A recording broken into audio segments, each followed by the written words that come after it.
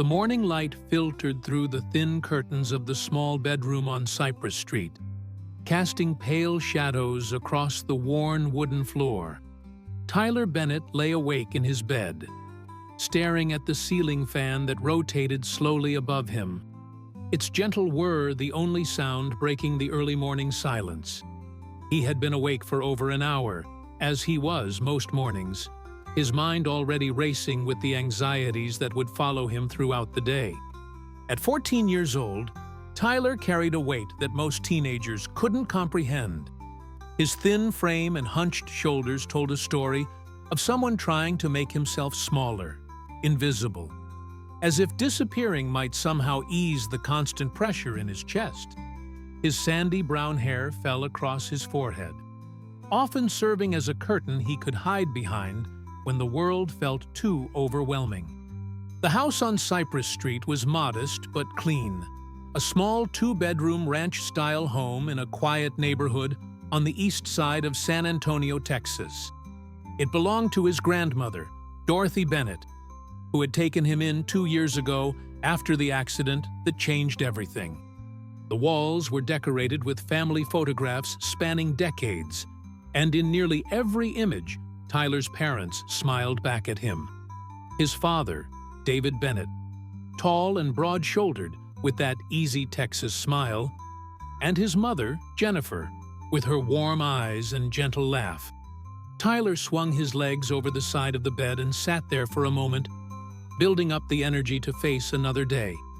Through the thin walls, he could hear his grandmother already moving around in the kitchen. The familiar sounds of the coffee maker gurgling and cabinets opening and closing. Dorothy was always up before dawn, a habit from her years working as a nurse at the University Hospital downtown. He dressed slowly in jeans and a faded blue t-shirt, avoiding his reflection in the mirror above his dresser.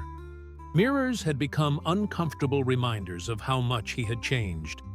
Not physically, but in the way his eyes seemed hollow now, lacking the spark they once had. His therapist, Dr. Rachel Morrison, called it visible trauma, the way grief and anxiety could manifest in a person's appearance.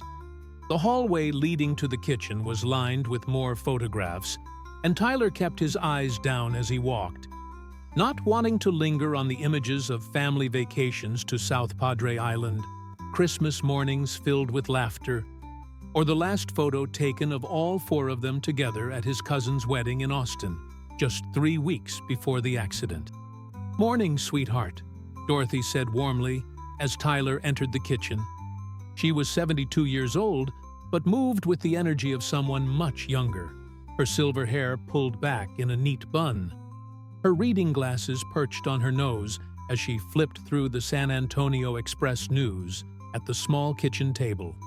"Morning, Grandma," Tyler replied softly, his voice barely above a whisper.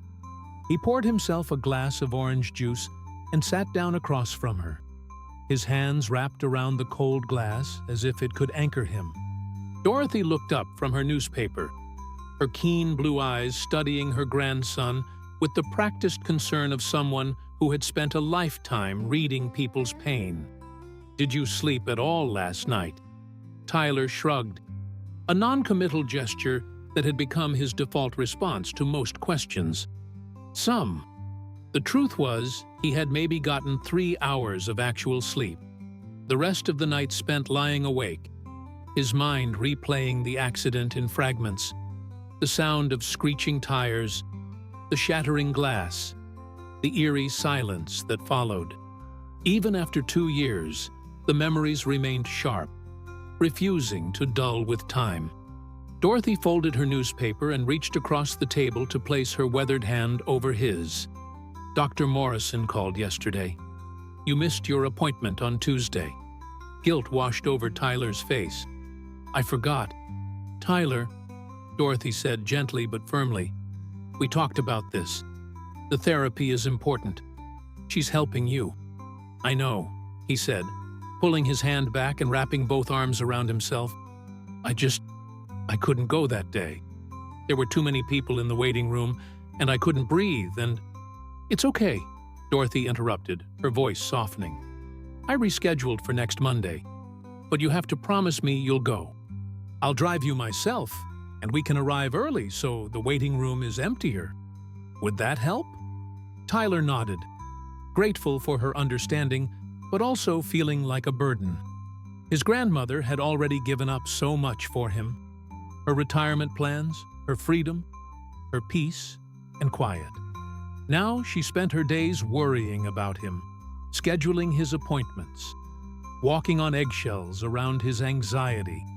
Outside, the November sun was climbing higher in the Texas sky, burning away the morning chill. San Antonio was experiencing one of its warmer autumns, with temperatures still reaching the low 80s most afternoons.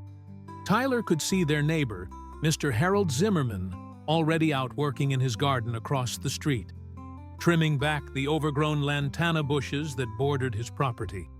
I need to run some errands this morning, Dorothy said, standing up to refill her coffee. Want to come with me, or would you rather stay here? The thought of going out, of being around people in stores and parking lots, made Tyler's stomach tighten. I'll stay here, if that's okay. Of course it's okay, Dorothy assured him. I shouldn't be gone more than a couple of hours. There's leftover meatloaf in the fridge if you get hungry. After his grandmother left, the house fell into a comfortable silence that Tyler found both comforting and suffocating. He retreated to his bedroom and pulled out the old, battered CD case from his nightstand drawer, a collection of George Strait's greatest hits that had belonged to his father. The plastic case was scratched and worn, the insert faded from years of handling. But to Tyler, it was the most precious thing he owned. He placed the CD in the small player on his desk, a relic from a time before streaming music, and pressed play. The familiar twang of the steel guitar filled the room, followed by George Strait's smooth, unmistakable voice singing Amarillo by Morning. Tyler closed his eyes and was instantly transported back to his childhood. Sitting in the back seat of his father's old Ford F-150, windows down, the Texas wind whipping through the cab as they drove down endless highways with no particular destination in mind. David Bennett had been a mechanic who owned a small auto repair shop on the south side of San Antonio. But his real passion had been country music, specifically George Strait. He could recite the lyrics to every song, knew the story behind each album, and had seen Strait perform live 17 times over the course of his life. Some of Tyler's earliest memories were of his father singing along to these songs while working under the hood of a car, his voice slightly off-key, but filled with genuine joy. King George, his father used to say with reverence, is the real deal. None of that pop country nonsense. Just a real Texas cowboy singing real Texas songs. Tyler had inherited his father's love for George Strait, though he had never been to a concert himself. The music had become a lifeline after the accident, a way to feel connected to his father when the grief threatened to swallow him whole. He would lie on his bed for hours, listening to the same songs on repeat, imagining his father was still there, still singing along, still planning their next road trip. The accident had happened on a rainy evening in March, 2 years ago. Tyler had stayed home that night with a stomach bug while his parents drove to Austin to celebrate their 20th wedding anniversary at their favorite restaurant. They never made it home. A drunk driver crossed the center line on Highway 281, hitting their car head-on. Both David and Jennifer Bennett died at the scene. Tyler had been at a friend's house when he got the call, or rather, when his friend's mother got the call and had to sit him down and tell him that his parents were gone. He remembered the way the room had seemed to tilt, how his vision had narrowed to a pinpoint, how he couldn't catch his breath no matter how hard he tried. That feeling had never really left him.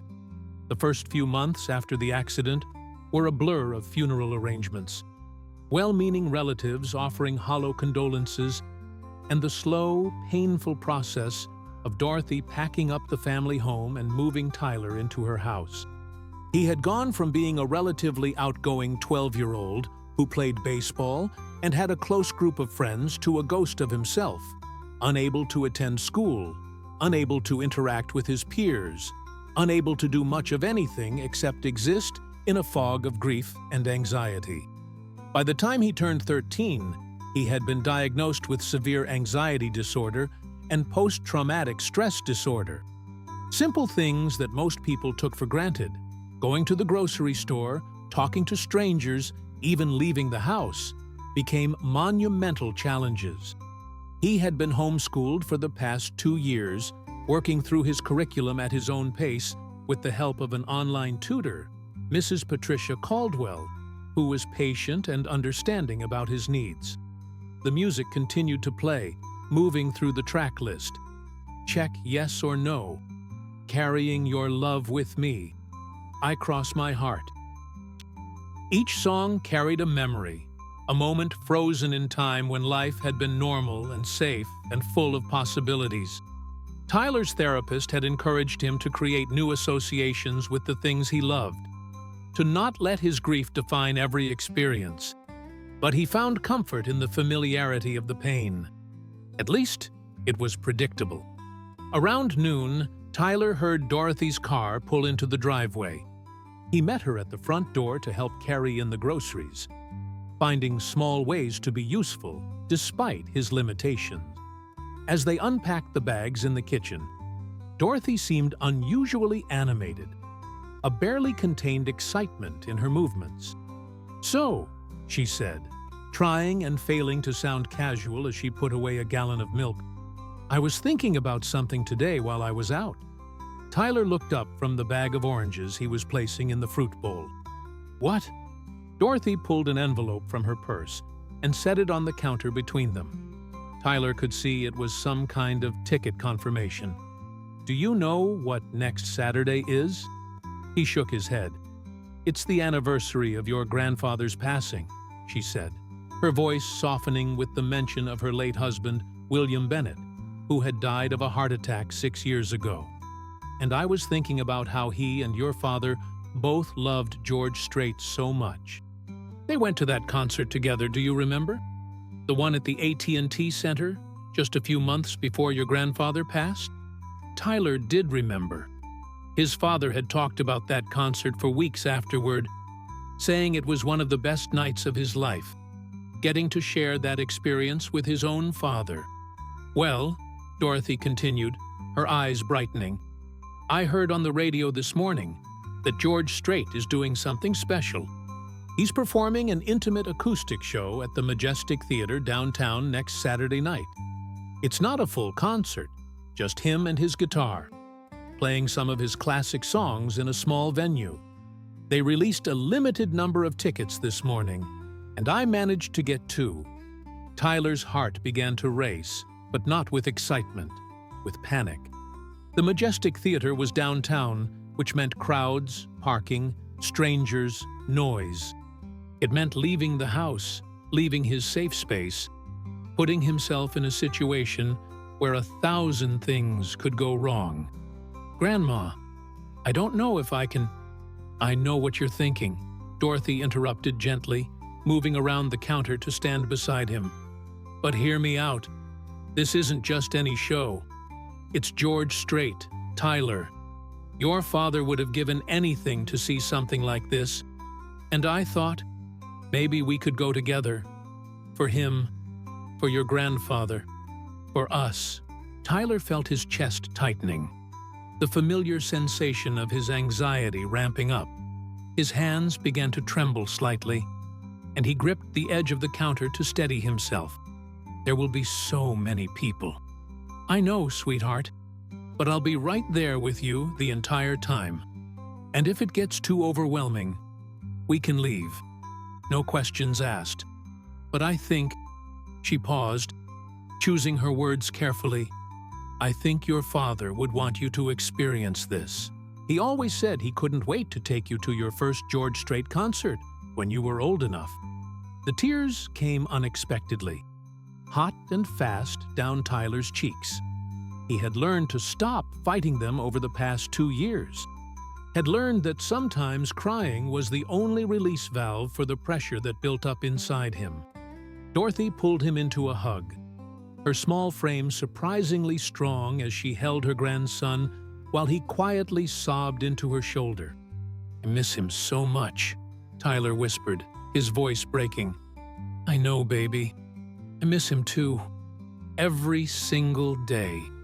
They stood there in the kitchen for several minutes, the afternoon sun streaming through the window, casting long shadows across the linoleum floor. When Tyler finally pulled back, wiping his eyes with the back of his hand, he saw the hope in his grandmother's face. Hope that he might say yes. Hope that this could be a turning point. Hope that the boy she once knew might still be in there somewhere. "Okay," he said quietly, the word barely audible. "Okay," Dorothy repeated, making sure she had heard correctly. "I'll try," Tyler said, his voice stronger now despite the fear coursing through him. "I'll try to go." Dorothy's face broke into a wide smile, and she cupped his face in her hands. "That's all I'm asking, sweetheart. Just to try." The rest of the week passed in a haze of anticipation and dread. Tyler continued his online classes with Mrs. Caldwell, working through algebra problems and history essays while his mind wandered to thoughts of the upcoming concert. He spent hours listening to George Strait's music, trying to prepare himself mentally for what it would be like to hear those songs performed live. Dr. Morrison, when he finally made it to his rescheduled appointment on Monday, was cautiously optimistic about the plan. They worked on breathing exercises and grounding techniques that Tyler could use if he felt overwhelmed at the venue. She also reminded him that it was okay to leave if it became too much, that trying was an accomplishment in itself. "Exposure therapy works," Dr. Morrison explained, her kind brown eyes focused on Tyler as they sat in her office. A cozy space filled with plants and comfortable furniture. "But it has to be done at your own pace. The fact that you're willing to attempt this is huge, Tyler. Really huge." "I'm scared," Tyler admitted, picking at a loose thread on the armrest of his chair. "Of course you are," Dr. Morrison said.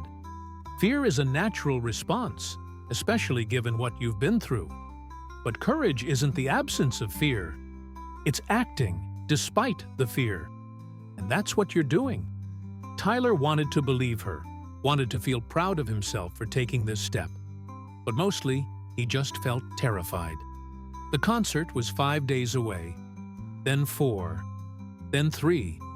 With each passing day, his anxiety intensified, manifesting in sleepless nights and an inability to eat much of anything. Dorothy noticed, of course, but she didn't push, simply offering reassurance and support whenever he seemed on the verge of backing out. On Friday evening, the night before the concert, Tyler sat at the kitchen table with his grandmother, helping her prepare dinner. Chicken fried steak with mashed potatoes and green beans, a Texas comfort food classic. As they worked side by side, Dorothy shared stories about Tyler's father as a child. Stories Tyler had heard before, but never tired of hearing.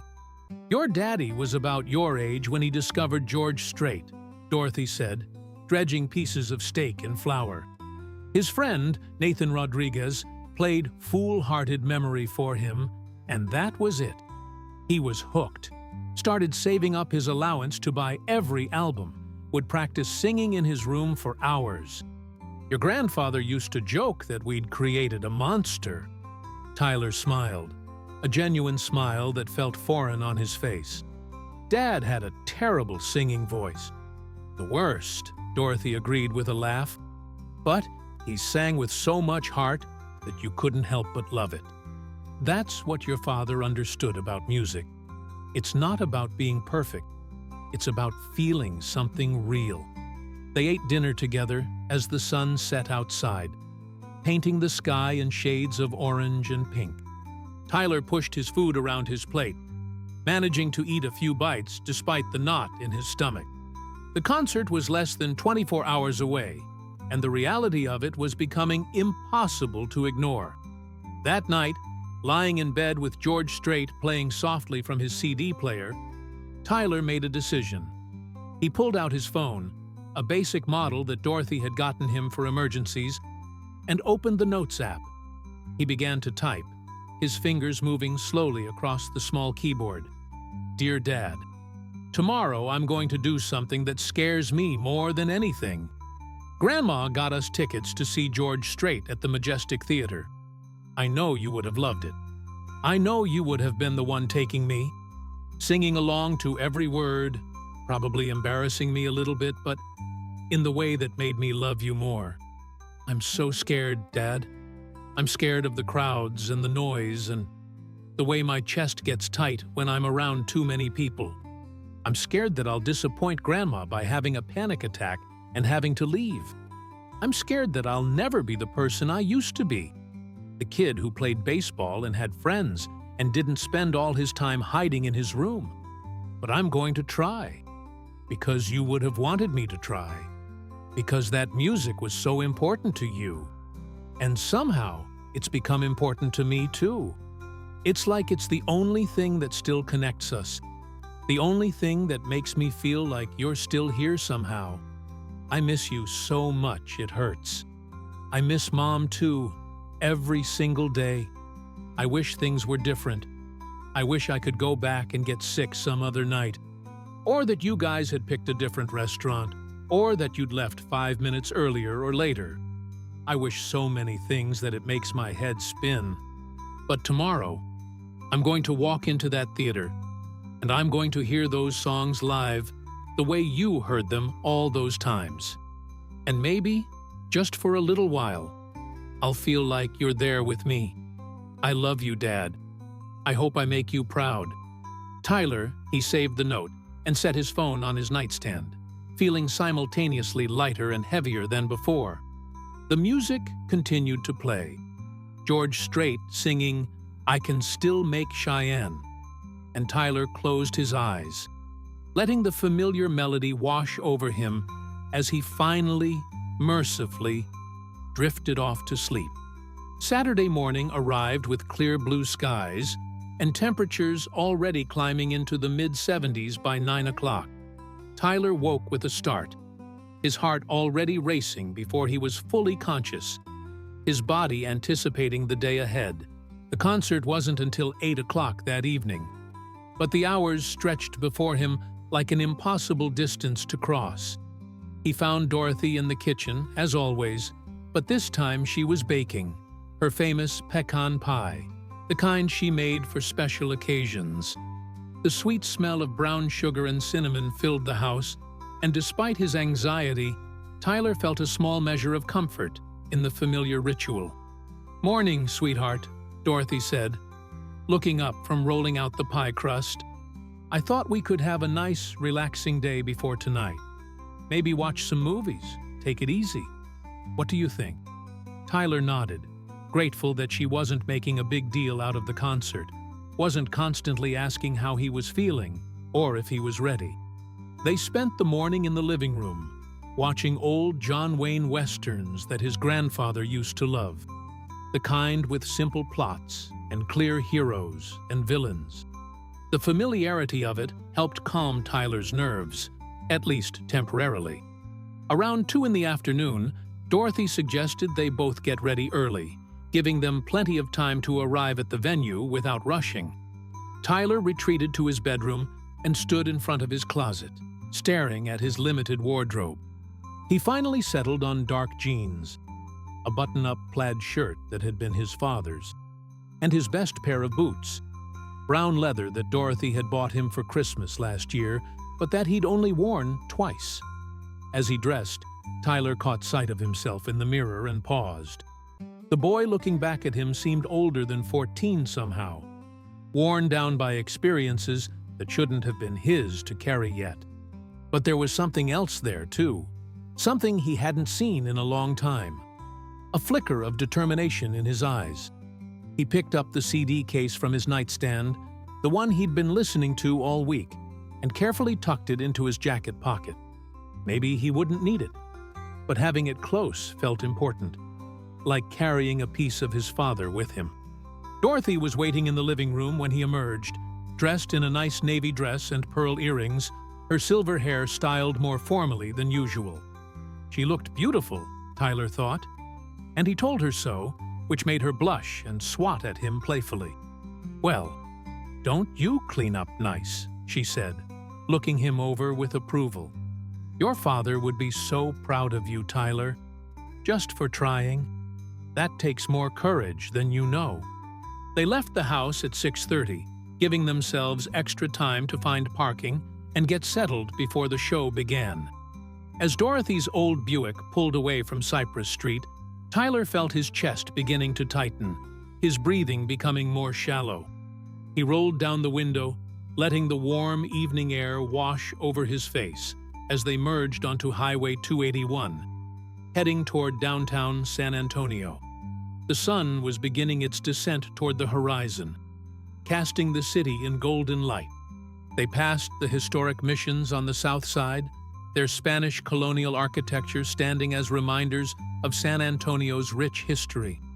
Tyler tried to focus on the scenery, using the grounding techniques Dr. Morrison had taught him, naming things he could see, colors, shapes, anything to keep his mind from spiraling into panic. As they neared downtown, the traffic grew heavier, and Tyler's anxiety increased proportionally. The Majestic Theater was located on East Houston Street, in the heart of the city's historic district. Dorothy navigated the streets with practiced ease, finally finding a parking garage just 2 blocks from the venue. "Okay," she said, turning off the engine and reaching over to squeeze Tyler's hand. "We're going to take this one step at a time. We'll walk to the theater, we'll get inside, and we'll find our seats. And if at any point you need to leave, we leave. No shame, no disappointment. Agreed?" "Agreed," Tyler whispered, though his voice sounded far away, even to his own ears. They exited the parking garage onto Houston Street, and Tyler was immediately overwhelmed by the energy of downtown San Antonio on a Saturday evening.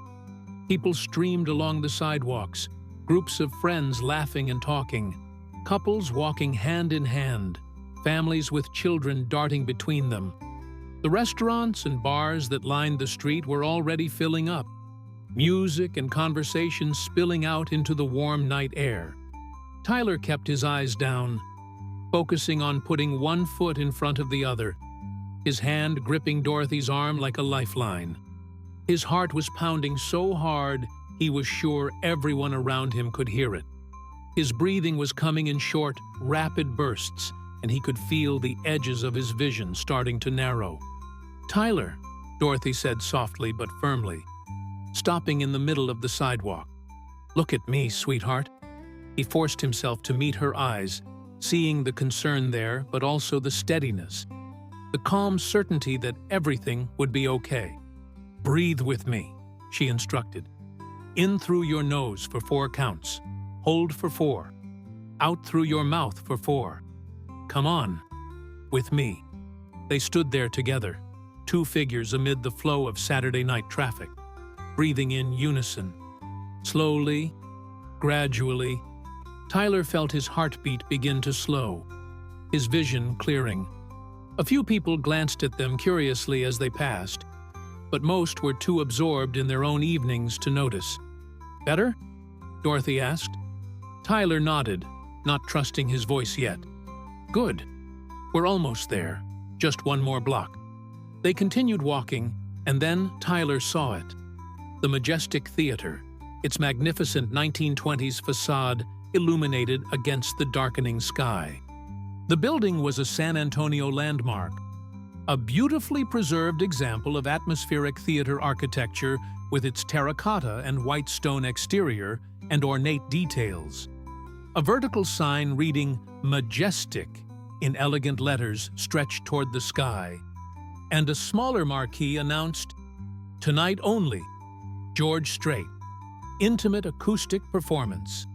A line of people stretched from the entrance down the sidewalk, all waiting to get inside. Tyler felt his anxiety spike again at the sight of the crowd. but Dorothy guided him past the main line to a shorter queue for will call tickets. "Mrs. Bennett?" A young woman at the will call window said cheerfully, checking her computer screen. "Yes, I have you right here. 2 tickets. Section Orchestra. Row H. You folks are in for a treat tonight. Mr. Strait doesn't do shows like this very often." She handed Dorothy 2 physical tickets, beautiful cream-colored cardstock with gold embossing, and Tyler found himself staring at them in wonder despite his anxiety. These were real. This was really happening. Inside, the majestic theater was even more stunning than its exterior suggested. The lobby featured soaring ceilings, ornate plasterwork, and a grand staircase that curved up to the balcony level. But what really captured Tyler's attention was the main theater itself, revealed as they passed through the doors into the auditorium. The space had been designed to recreate the feeling of a Mediterranean courtyard at twilight, complete with a painted ceiling that looked like a night sky with twinkling stars. Elaborate plasterwork created the illusion of ancient buildings surrounding the seating area, and the entire effect was both magical and intimate, despite the theater's size. For tonight's special performance, the usual rows of seats had been reconfigured slightly, creating a more casual, relaxed atmosphere.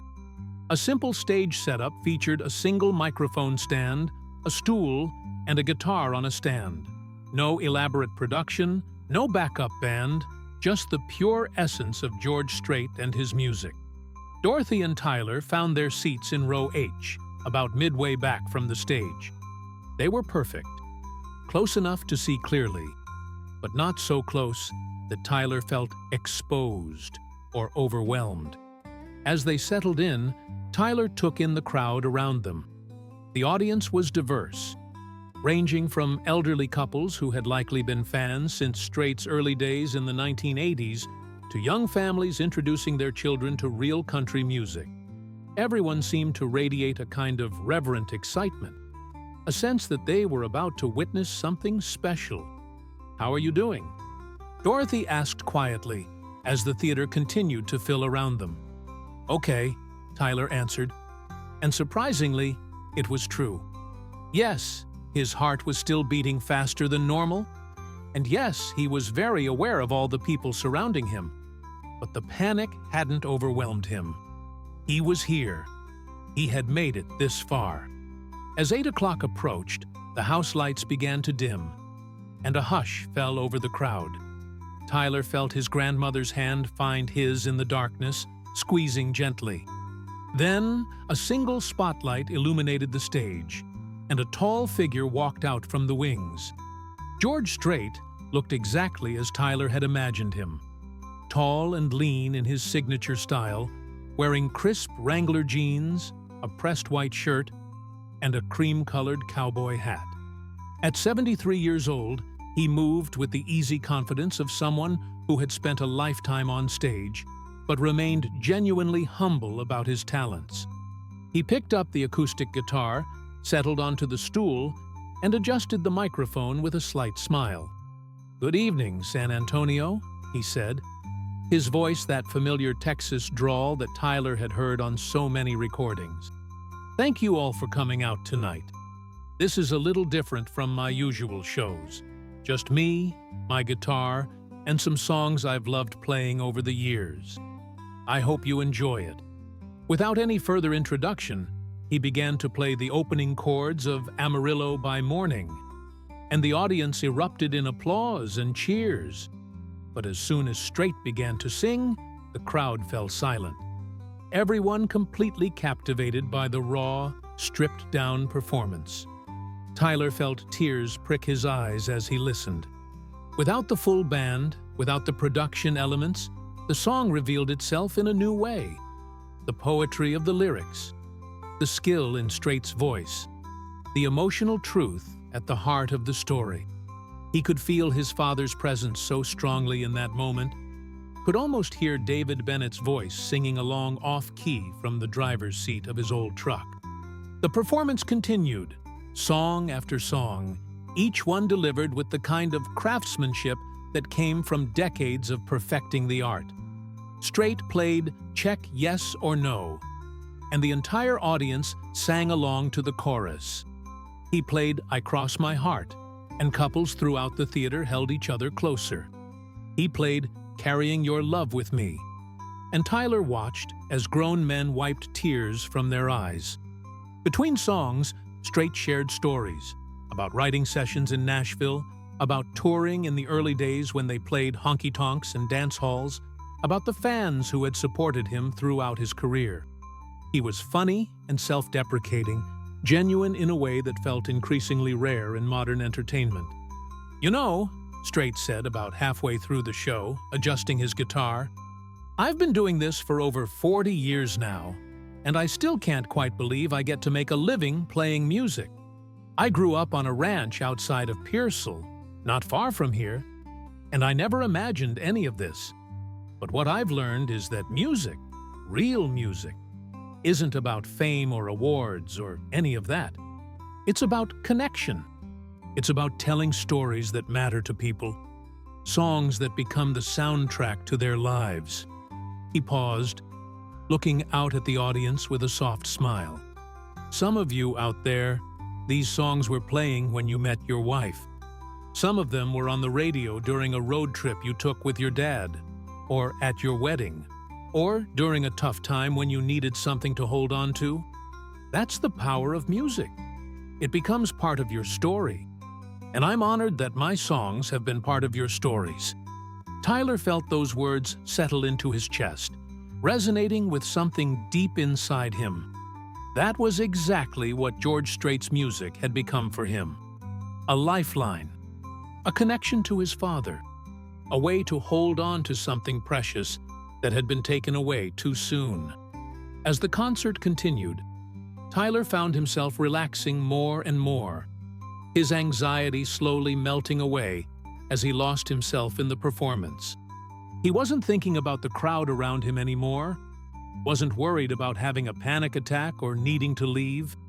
He was simply present, experiencing something beautiful and meaningful, feeling more alive than he had in 2 years. Dorothy glanced over at her grandson and saw the change in him, the way his shoulders had dropped, the softness that had returned to his face, the hint of a smile playing at his lips. She squeezed his hand again, and he squeezed back, a silent acknowledgement passing between them. After about 90 minutes, Strait played what he announced would be his final song of the evening, "The Cowboy Rides Away." The audience sang along to every word, voices rising together in a moment of communal emotion. As the last notes faded and Strait stood to take his bow, the entire theater rose to their feet in a standing ovation that seemed to go on forever. Tyler stood with everyone else, clapping until his hands hurt, not wanting the moment to end. Strait waved, tipped his hat to the crowd, and exited the stage. The house lights came up, and people began gathering their things, the spell slowly breaking as reality returned. "That was incredible," Dorothy said, her own eyes bright with emotion. "Just incredible." "Yeah," Tyler agreed, his voice full of wonder. "Dad would have loved it." As they filed out with the rest of the crowd, Tyler overheard conversations happening around them. People sharing their favorite moments from the show, discussing which songs had moved them most, making plans to see Strait's next tour. He felt an odd sense of belonging, of being part of something larger than himself. They had just reached the lobby when Dorothy suddenly stopped, her hand gripping Tyler's arm. "Oh my goodness," she said, her eyes wide. "What?" Tyler asked, concerned. "Look," she said, pointing to a small sign near a velvet rope that had been set up in a side hallway. The sign read, "Meet and Greet, Ticket Holders Only." Tyler's heart skipped a beat. "Meet and greet? But we don't have—" "Yes, we do," Dorothy interrupted, pulling the ticket envelope from her purse and opening it. Inside, along with their admission tickets, were 2 smaller gold cards labeled VIP Meet and Greet Pass. I didn't even realize these were in here. The woman at the radio station must have included them when I won the tickets." Tyler felt his anxiety immediately returning, flooding back through his system like ice water. Meeting George Strait? Actually meeting him? Face to face? That was completely different from sitting safely in the audience. That required talking, interacting, being seen. "Grandma, I don't think I can—" "You don't have to," Dorothy said quickly, reading the panic in his face. "We can just go home. We already had an amazing night." But even as she said it, Tyler felt something else competing with his fear. A pull, a desire to seize this opportunity that would never come again. His father had seen George Strait perform 17 times, but had never gotten to meet him. What if Tyler could do this? What if he could have this moment? Not just for himself, but for his dad.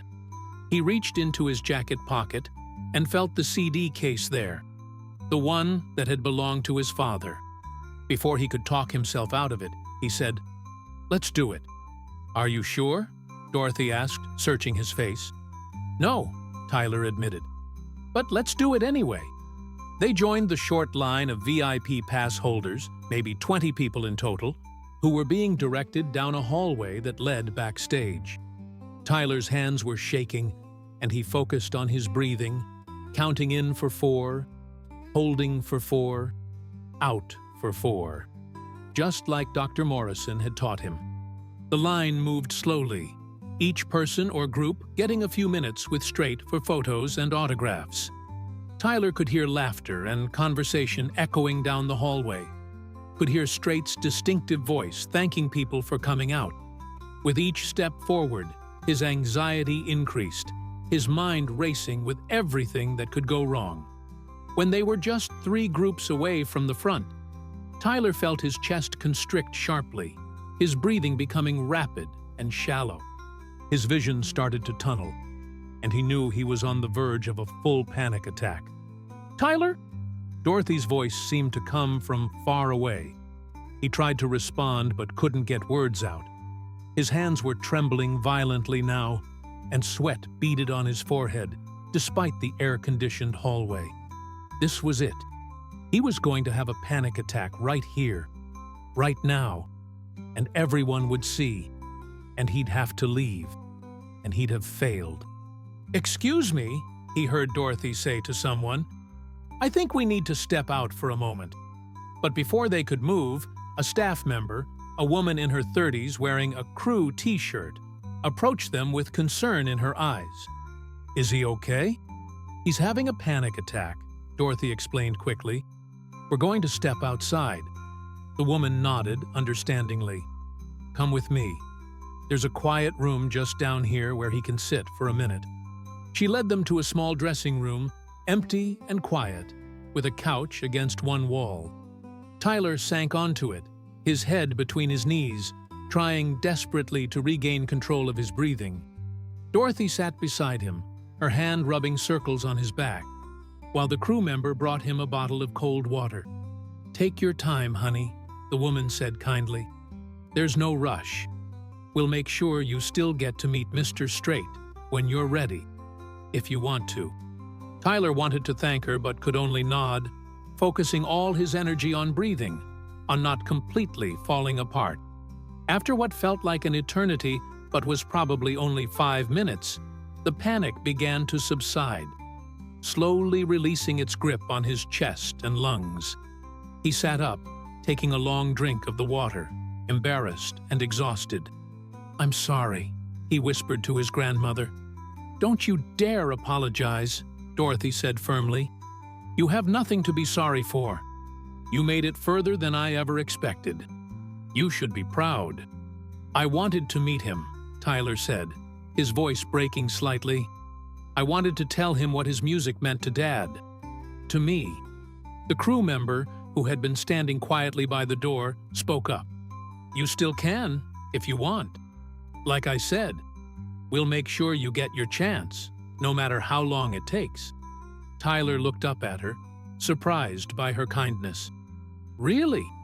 Really?" she confirmed. "My brother has anxiety too. I know how hard this is, but you've come all this way. Don't give up now." Something about her words, about her understanding, gave Tyler a spark of courage. He stood up, still shaky, but more determined. "Okay, I want to try."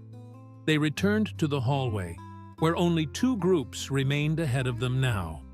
Tyler kept his focus on his breathing, on the feel of his father's CD case in his pocket, on the knowledge that he had already survived the hardest part just by getting this far. Finally, it was their turn. The crew member gestured for them to enter a larger dressing room that had been set up for the meet and greet. George Strait stood near the back of the room, talking with his previous fans, and Tyler's breath caught at the reality of being this close to someone who had meant so much to his father. As the previous group departed, Strait turned toward Tyler and Dorothy with that easy smile. Up close, he had kind eyes, the weathered face of someone who had lived a full life, and an aura of genuine warmth that immediately put people at ease. "Hello there," Strait said, extending his hand first to Dorothy, then to Tyler. "Thanks for coming out tonight. Did you enjoy the show?" Dorothy spoke first, giving Tyler a moment to find his voice. "It was beautiful, Mr. Strait, just beautiful. I'm Dorothy Bennett, and this is my grandson, Tyler." "Pleasure to meet you both," Strait said, shaking Tyler's hand firmly. The contact felt surreal to Tyler. This hand had played countless concerts, had written songs that had touched millions, had shaken hands with presidents and celebrities, and now it was shaking his. Tyler opened his mouth to speak, but the words wouldn't come. His anxiety, which had momentarily subsided, came rushing back with full force. What was he supposed to say? How could he possibly articulate what this moment meant? His hand moved to his jacket pocket, fingers closing around the CD case. He pulled it out, holding it like a talisman, and Strait's eyes immediately went to it, recognition and something like nostalgia crossing his face. "That's a classic," Strait said with a smile. "That album was released in 1992. I recorded most of those songs at Emerald Sound Studios in Nashville." "Where'd you get it?" "It was my dad's," Tyler managed to say, his voice barely above a whisper. Something in his tone made Strait pause, really looking at Tyler now with more attention. "Was?" The question hung in the air, gentle but probing. Dorothy placed a supportive hand on Tyler's shoulder, and he felt tears beginning to well up in his eyes. "Don't cry," he told himself. "Not here, not now."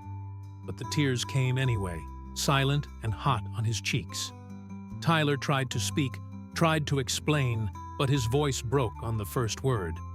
He stood there, holding his father's CD case, crying in front of his hero, feeling like the biggest failure in the world.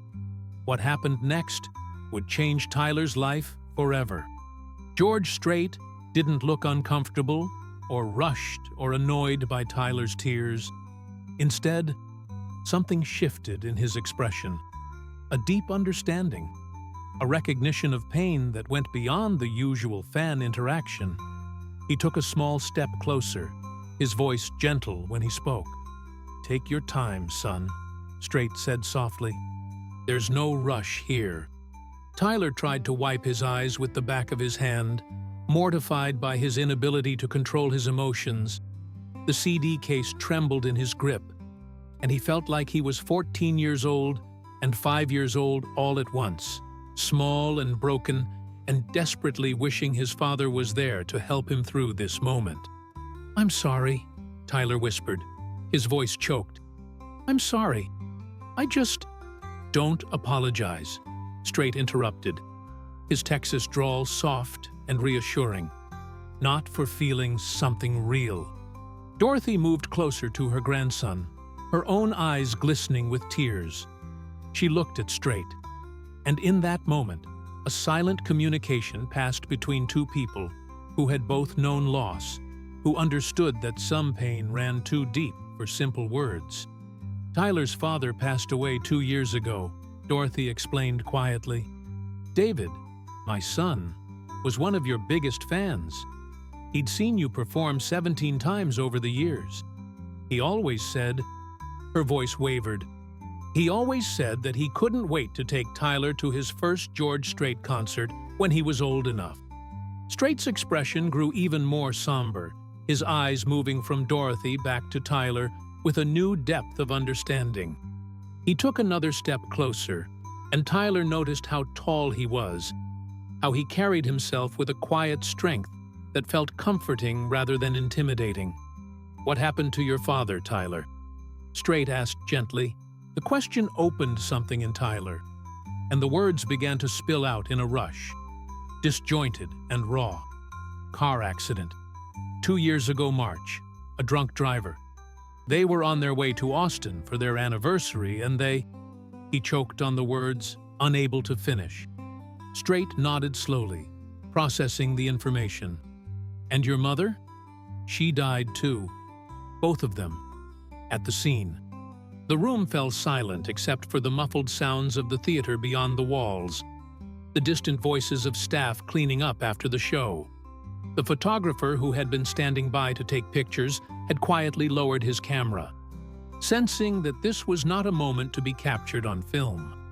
I'm so sorry, Strait said, and the words carried a weight that made it clear he wasn't just saying them out of politeness. I can't imagine what that's been like for you. Losing both parents at once, at your age. That's a burden no child should have to carry. Tyler looked up at him, surprised by the directness of the acknowledgement. Most adults tried to soften the blow with platitudes about his parents being in a better place or watching over him. But Strait was treating him like someone who could handle the truth, that what had happened was terrible and unfair and life-altering. This was his, Tyler said, holding up the CD case with both hands now, as if presenting something precious for inspection. He played it all the time. In his truck, in the shop where he worked, at home while he was fixing things. Every single song on here, I can remember exactly where we were and what we were doing when we heard it. Strait reached out and gently took the CD case, handling it with a reverence that Tyler appreciated. He turned it over in his hands, looking at the scratched plastic, the faded insert, all the signs of years of use and love. Amarillo by Morning, Strait read from the track list. That was always a special one for me. Wrote the melody for that song in my hotel room in Hawaii back in 1982. Had no idea it would become what it did. That was Dad's favorite, Tyler said, his voice steadier now. He used to sing it all the time. He had a terrible voice. Couldn't carry a tune to save his life. But he sang it anyway, especially on road trips. We used to just drive sometimes, nowhere in particular. Just him and me and the music. Those are good memories, Strait said, handing the CD case back carefully. Those are the kind of memories worth holding on to. It's all I have left, Tyler admitted, the words coming out before he could stop them. The music, I mean. It's the only thing that still makes me feel close to him. When I listen to your songs, it's like he's still here somehow, still singing along, still.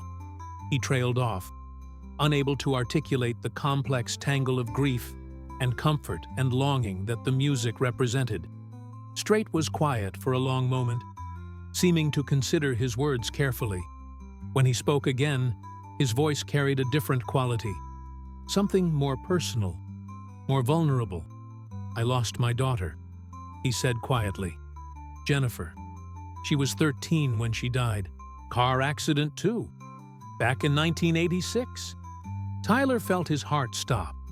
He looked up at Strait with wide eyes, and Dorothy's hand flew to her mouth in shock.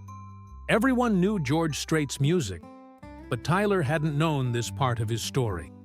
I don't talk about it much, Strait continued, his gaze distant now, as if looking back across the decades. It's private, and the pain of it, well, it never really goes away. You learn to live with it, to carry it, but it doesn't go away. So when you talk about your father, about that loss, I want you to know that I understand. Maybe not in the exact same way, but I understand that grief that becomes part of who you are. The revelation hung in the air between them, creating a connection that transcended the typical artist-fan relationship. Tyler felt something shift inside him, a small crack in the wall he had built around his pain. Here was someone who understood, someone who had survived something similar, and had continued to create beauty in the world despite, or perhaps because of, that loss. "Does it get easier?" Tyler asked, his voice small. Strait met his eyes directly, and Tyler saw the truth there before he spoke it. It gets different. You find ways to cope, to honor the people you lost, to keep living even when it feels impossible. Music helped me. After Jennifer died, I almost quit performing, almost walked away from everything because the joy had gone out of it. But I realized that music could be a way to process the pain, to channel it into something meaningful.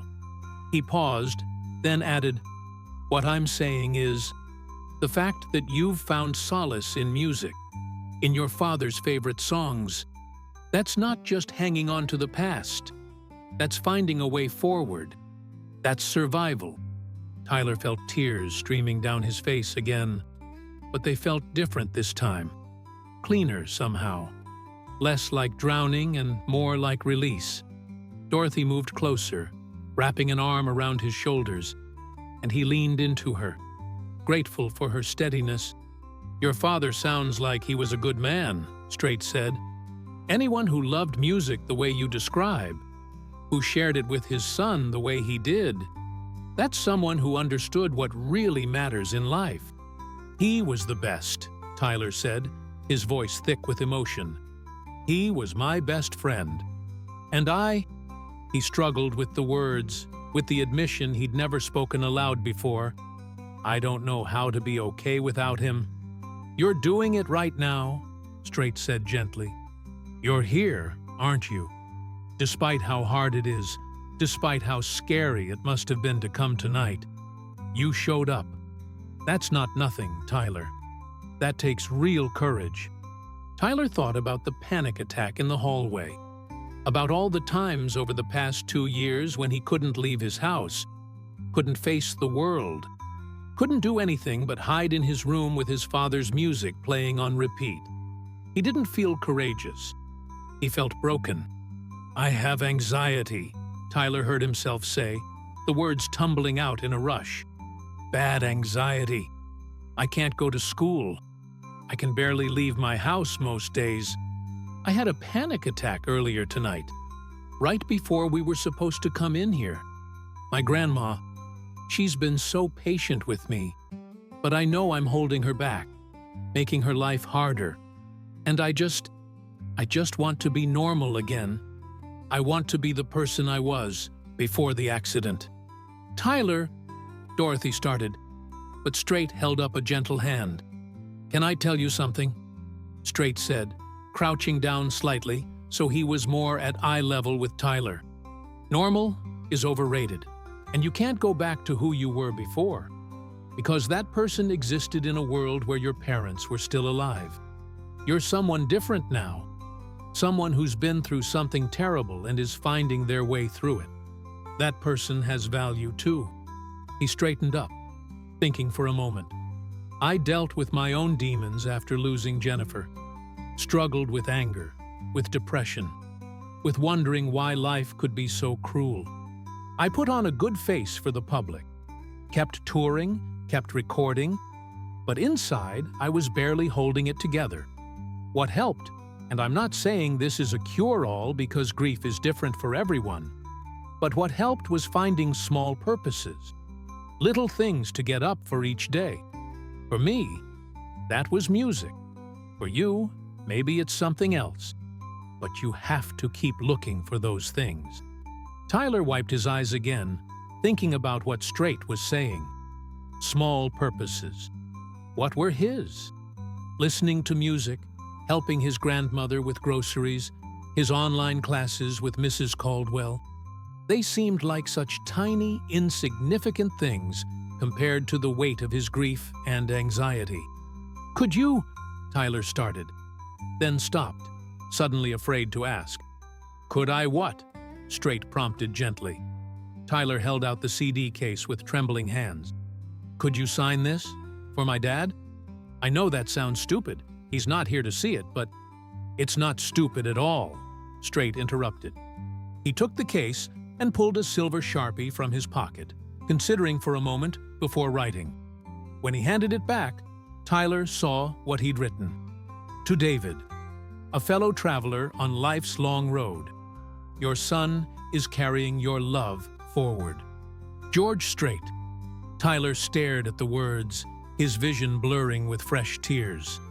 "Thank you," he whispered. "Thank you so much." "Tyler," Strait said, his tone becoming more serious, "I want to ask you something. Can you do that for me?"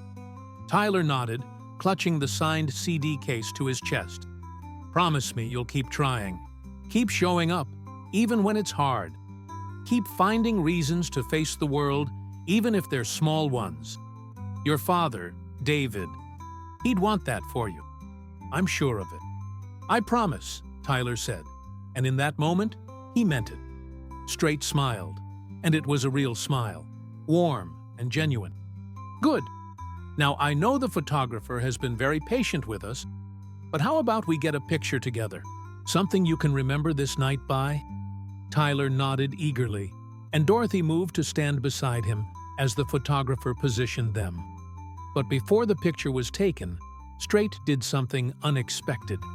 He put his arm around Tyler's shoulders, pulling him into a side hug, and said quietly, so only Tyler could hear, "You're going to be okay, son. It might not feel like it now, but you're going to be okay." The camera flashed, capturing the moment, Tyler looking up at Strait with tear-stained cheeks, but something like hope in his eyes, Dorothy beaming with pride at her grandson, and Strait looking down at Tyler with genuine compassion. As they prepared to leave, Strait reached into a bag that had been sitting on a nearby chair and pulled out one of his acoustic guitars, not the one he'd performed with, but a beautiful instrument with a rich, warm wood finish. "Hold on a second," he said, and before Tyler could process what was happening, Strait had picked up his performance guitar from earlier. "Come here, Tyler." Tyler approached uncertainly, and Strait guided him to sit on the stool he'd used during the concert. He placed the guitar in Tyler's hands, adjusting the position, showing him how to hold it properly. "Have you ever played?" Strait asked. "No, sir," Tyler said, overwhelmed by the feel of the instrument in his hands, the weight of it, the potential it represented.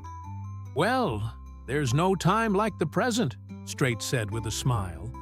He positioned Tyler's left hand on the fretboard, showing him where to place his fingers, then guided his right hand to the strings. "Now, just strum gently." Tyler did, and a chord rang out. Not perfect, but real. A sound he had created with his own hands. He looked up at Strait with wonder. "That's music," Strait said, his voice filled with encouragement. "That's the beginning of something. Music saved my life in a lot of ways, Tyler. Maybe it could be part of your healing too. Not just listening to your father's favorites, but creating something of your own." Tyler strummed again, more confident this time, and the sound filled the room. Dorothy watched with tears streaming down her face, seeing her grandson engage with something new, something that sparked a light in his eyes that had been missing for so long. "I don't know if I could learn," Tyler said hesitantly. "Everyone starts somewhere," Strait replied. "I started playing guitar when I was in high school, teaching myself from books and records. It was frustrating at first, but it became a way to express things I couldn't put into words." He paused, then added, "Tell you what, I'm going to write down the name of a friend of mine, Kevin Patterson. He teaches guitar here in San Antonio. If you decide you want to learn, call him and tell him I sent you. He's a good man, patient, and he'll work with you at your own pace." Strait pulled out a business card and wrote a name and phone number on the back, handing it to Dorothy. No pressure, just an option if Tyler wants to explore it. As Tyler reluctantly handed the guitar back, Strait said one more thing. "You know what your father gave you, Tyler? He gave you a love of music, a connection to something bigger than yourself. That's a gift that can carry you through the darkest times. Don't let the grief steal that from you. Use it. Honor him by letting that love grow." The meeting had stretched far longer than the typical meet and greet, and Tyler could see staff members hovering near the door, politely indicating that it was time to wrap up. But Strait seemed unconcerned with schedules, focused entirely on the boy in front of him. "Before you go," Strait said, "I want you to have my personal email. It's not something I give out often, but I want you to be able to reach me if you need to. I mean that, Tyler. If you're having a hard day, if you need someone to talk to who understands, you send me a message. I may not respond immediately, but I will respond."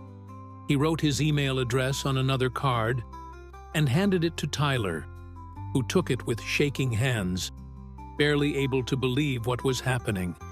George Strait, the king of country, was giving him his personal contact information, was telling him he cared about what happened to him. "Thank you," Tyler managed to say, his voice cracking. "Thank you for everything. This night, I'll never forget it. Never." Strait pulled Tyler into a full embrace, and Tyler felt the tears come again. But this time they were different. Still sad, still full of grief for his father, but mixed with something else. Gratitude, hope, a sense that maybe, just maybe, he could find his way through this darkness. "You're going to make it, Tyler Bennett," Strait said as he released him. "I believe that. Your father would be proud of the young man you're becoming." As they finally left the dressing room, Tyler clutched the signed CD case in one hand and the business cards in the other, feeling like he was carrying something infinitely precious. Dorothy walked beside him, her arm around his shoulders, and they made their way back through the empty theater toward the exit. The Majestic was quiet now, the audience long gone, the magic of the evening settling into memory. But Tyler felt different than when he'd entered. The anxiety was still there. It would probably always be there to some degree, but it felt less overwhelming now, less like it defined his entire existence. As they stepped out onto Houston Street, the cool November air washed over them. The downtown streets were quieter now, though still dotted with people enjoying their Saturday night. Tyler took a deep breath, filling his lungs completely, and looked up at the night sky above San Antonio. "You did it, sweetheart," Dorothy said, squeezing his shoulder. "You really did it." "We did it," Tyler corrected, looking at his grandmother with love and appreciation. "I couldn't have done this without you." They walked back to the parking garage in comfortable silence, Tyler replaying every moment of the encounter in his mind. When they reached the car, he carefully placed the signed CD case in his lap, looking at George Strait's handwriting, at the words meant for his father, but also, somehow, for him. "Your son is carrying your love forward." As Dorothy drove them home through the quiet streets of San Antonio, Tyler thought about those words. Was he carrying his father's love forward? He hadn't felt like it over the past 2 years. He'd felt like he was barely surviving, like he was failing at everything, like he was a burden to everyone around him. But tonight, he had done something hard. He had faced his fears, had pushed through a panic attack, had opened up about his grief to a stranger who became something more. Maybe that was carrying love forward, not by being perfect or healed or normal, but by continuing to show up, continuing to try, continuing to find moments of connection and beauty even in the midst of pain. When they arrived home on Cypress Street, Tyler went straight to his room and carefully placed the signed CD case on his nightstand, right where the unsigned one had been for the past 2 years. He stared at it for a long moment, then picked up his phone and opened his notes app, finding the letter he'd written to his father the night before. He added one more paragraph. "I met him tonight, Dad. I met George Strait, and he was everything you always said he was. Genuine and kind and real. He told me about losing his daughter. He said music saved his life. He thinks it could help me too. I don't know if I believe that yet, but I'm willing to try. For you, for Grandma, for me. I love you, Dad. Always." Tyler saved the note and lay back on his bed, exhausted but unable to sleep. His mind was racing, but it wasn't the usual spiral of anxiety and grief. Instead, he was thinking about guitar lessons, about creating music instead of just listening to it, about the possibility that maybe there was a path forward he hadn't considered. He pulled out the business card with Kevin Patterson's number on it and stared at it. Could he really do this? Could he call a stranger, schedule lessons, show up week after week to learn something new? The thought terrified him, but it also excited him in a way he hadn't felt in 2 years. Finally, around 3 in the morning, Tyler fell asleep with the CD case visible from his pillow, George Strait's signature catching the moonlight that filtered through his window.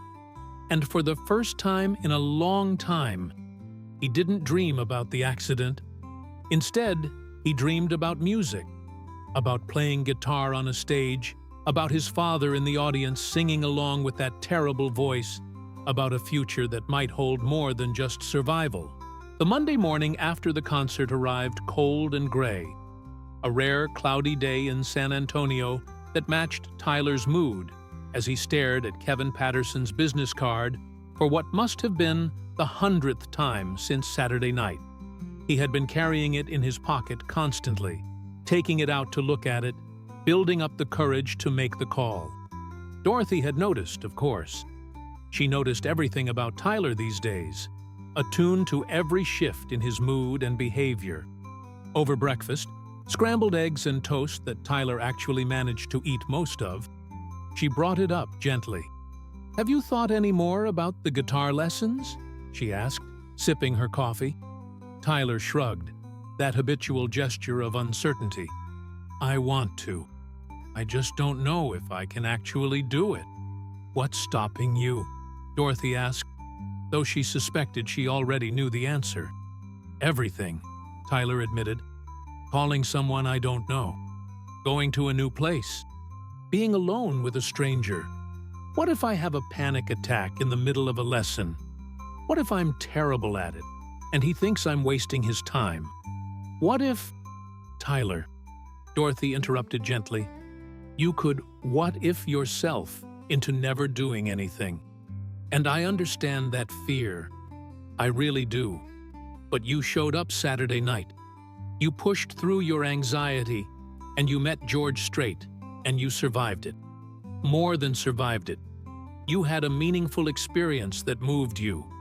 That same courage is still inside you." Tyler picked at his toast, considering her words. She was right. Logically, he knew that. But logic and anxiety didn't always speak the same language.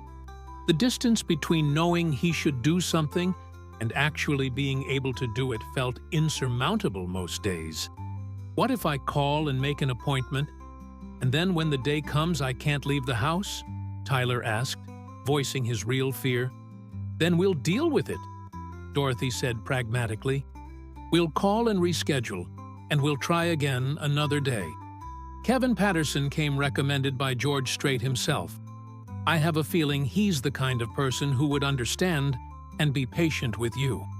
That afternoon, after completing his online coursework with Mrs. Caldwell, they were working through To Kill a Mockingbird, discussing themes of courage and moral conviction that felt uncomfortably relevant to Tyler's current situation. He sat on his bed with his phone in hand, Kevin Patterson's number pulled up on the screen. His finger hovered over the call button for a full 5 minutes before he finally, impulsively, pressed it before he could talk himself out of it again. The phone rang once, twice, 3 times, and Tyler felt his heart hammering in his chest. Maybe he wouldn't answer. Maybe Tyler could tell himself he tried and... "Hello, this is Kevin," a warm male voice answered, and Tyler's mouth went dry. Hi," Tyler managed, his voice barely above a whisper. "My name is Tyler Bennett, and I, George Strait, gave me your number." There was a brief pause, then Kevin's voice returned, warmer and more interested. "George gave you my number?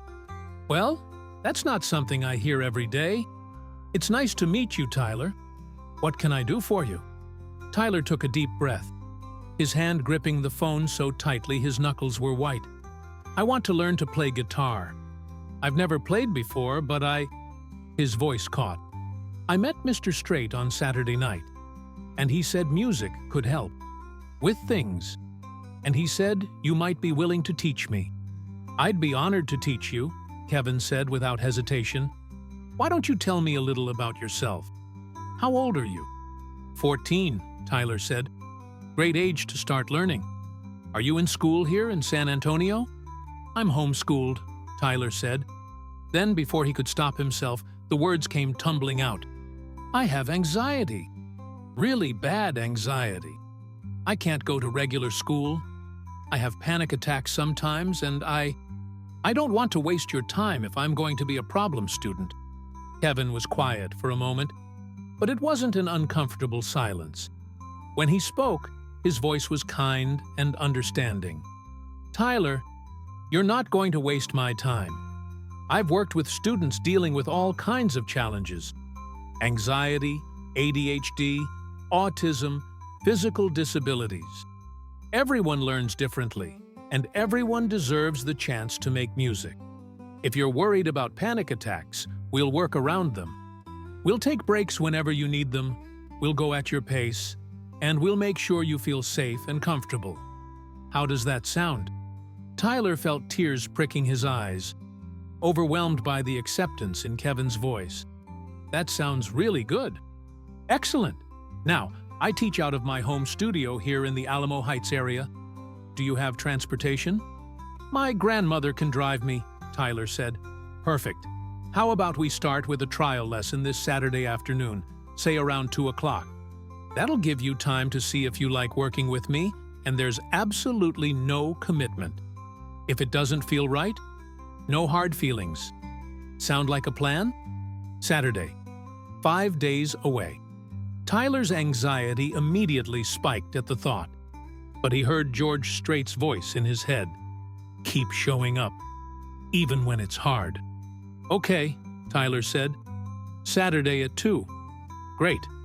Let me give you my address," Kevin said, and Tyler scrambled to find a pen and paper, writing down the information with shaking hands. After exchanging a few more pleasantries, and Kevin assuring him again that there was no pressure, they ended the call. Tyler sat on his bed for a long moment afterward, staring at the address he'd written down, unable to quite believe he'd actually done it. He had called a stranger, had a conversation, and scheduled his first guitar lesson. It felt simultaneously terrifying and empowering. Dorothy appeared in his doorway a few minutes later, as if she'd sensed the significance of what had just happened. "Well, I did it," Tyler said, still sounding slightly amazed. "I have a lesson, Saturday at 2. Dorothy's face broke into a huge smile, and she crossed the room to pull Tyler into a tight hug. "I'm so proud of you, sweetheart. So incredibly proud." That night, Tyler sent his first email to George Strait. He spent an hour crafting it, deleting and rewriting multiple times before finally settling on, "Dear Mr. Strait, it's Tyler Bennett. We met on Saturday night after your show at the Majestic Theater. I just wanted to thank you again for taking the time to talk with me. It meant more than I can express. I called Kevin Patterson today, and I have my first guitar lesson scheduled for Saturday. I'm terrified. but I'm going to try. You said music saved your life, and I don't know if it will save mine, but I'm willing to find out. Thank you for believing I could do this, even when I didn't believe it myself. Tyler, he hit send before he could overthink it, then immediately regretted it. George Strait was busy, famous, important. He probably wouldn't even see the email, much less respond to it. Tyler was being ridiculous, bothering him. But the next morning, when Tyler checked his email, there was a response. Tyler, I'm glad you called Kevin. He's a good teacher and a better man. You're in excellent hands. Remember what I told you. Keep showing up. Some days will be harder than others, but each small step forward matters. I'm rooting for you. Take care of yourself, son. George Tyler read the email 5 times, each time feeling a surge of emotion that he couldn't quite name. Someone believed in him. Someone who had been through their own darkness and come out the other side thought he could make it too. It was such a simple message, but it felt like a lifeline. The days leading up to Saturday passed in a blur of anticipation and anxiety. Tyler found himself alternating between excitement about learning guitar and panic about leaving the house, meeting Kevin, potentially failing or having a breakdown. Dr. Morrison, during his Thursday session, helped him develop a plan for managing his anxiety during the lesson. What we're going to do, Doctor, Morrison explained, sitting across from Tyler in her comfortable office, is practice some visualization techniques. Close your eyes and imagine the lesson going well. Picture yourself walking into Kevin's home, shaking his hand, sitting down with the guitar. Imagine yourself playing, even if it's just one chord. Feel the satisfaction of doing something new. Tyler tried, though his anxiety kept intruding on the visualization with images of panic attacks and embarrassment. But Dr. Morrison was patient, walking him through the exercise multiple times until he could hold the positive image for longer periods. Remember, she said, as their session ended, anxiety lies to us. It tells us that the worst possible outcome is inevitable, that we can't handle challenges, that we should just stay safe and never risk anything. But you've already proven your anxiety wrong. You went to that concert. You met George Strait. You made it through. You can do this too. Friday night, Tyler barely slept, his mind racing with thoughts of the next day. He practiced his breathing exercises, listened to George Strait's music on repeat, and mentally rehearsed introducing himself to Kevin. By the time morning came, he was exhausted but determined. Dorothy made his favorite breakfast, chocolate chip pancakes, and they ate together in comfortable silence. She didn't ask if he was ready, didn't pressure him with questions about how he was feeling. She simply existed as a steady, supportive presence, and Tyler loved her for it.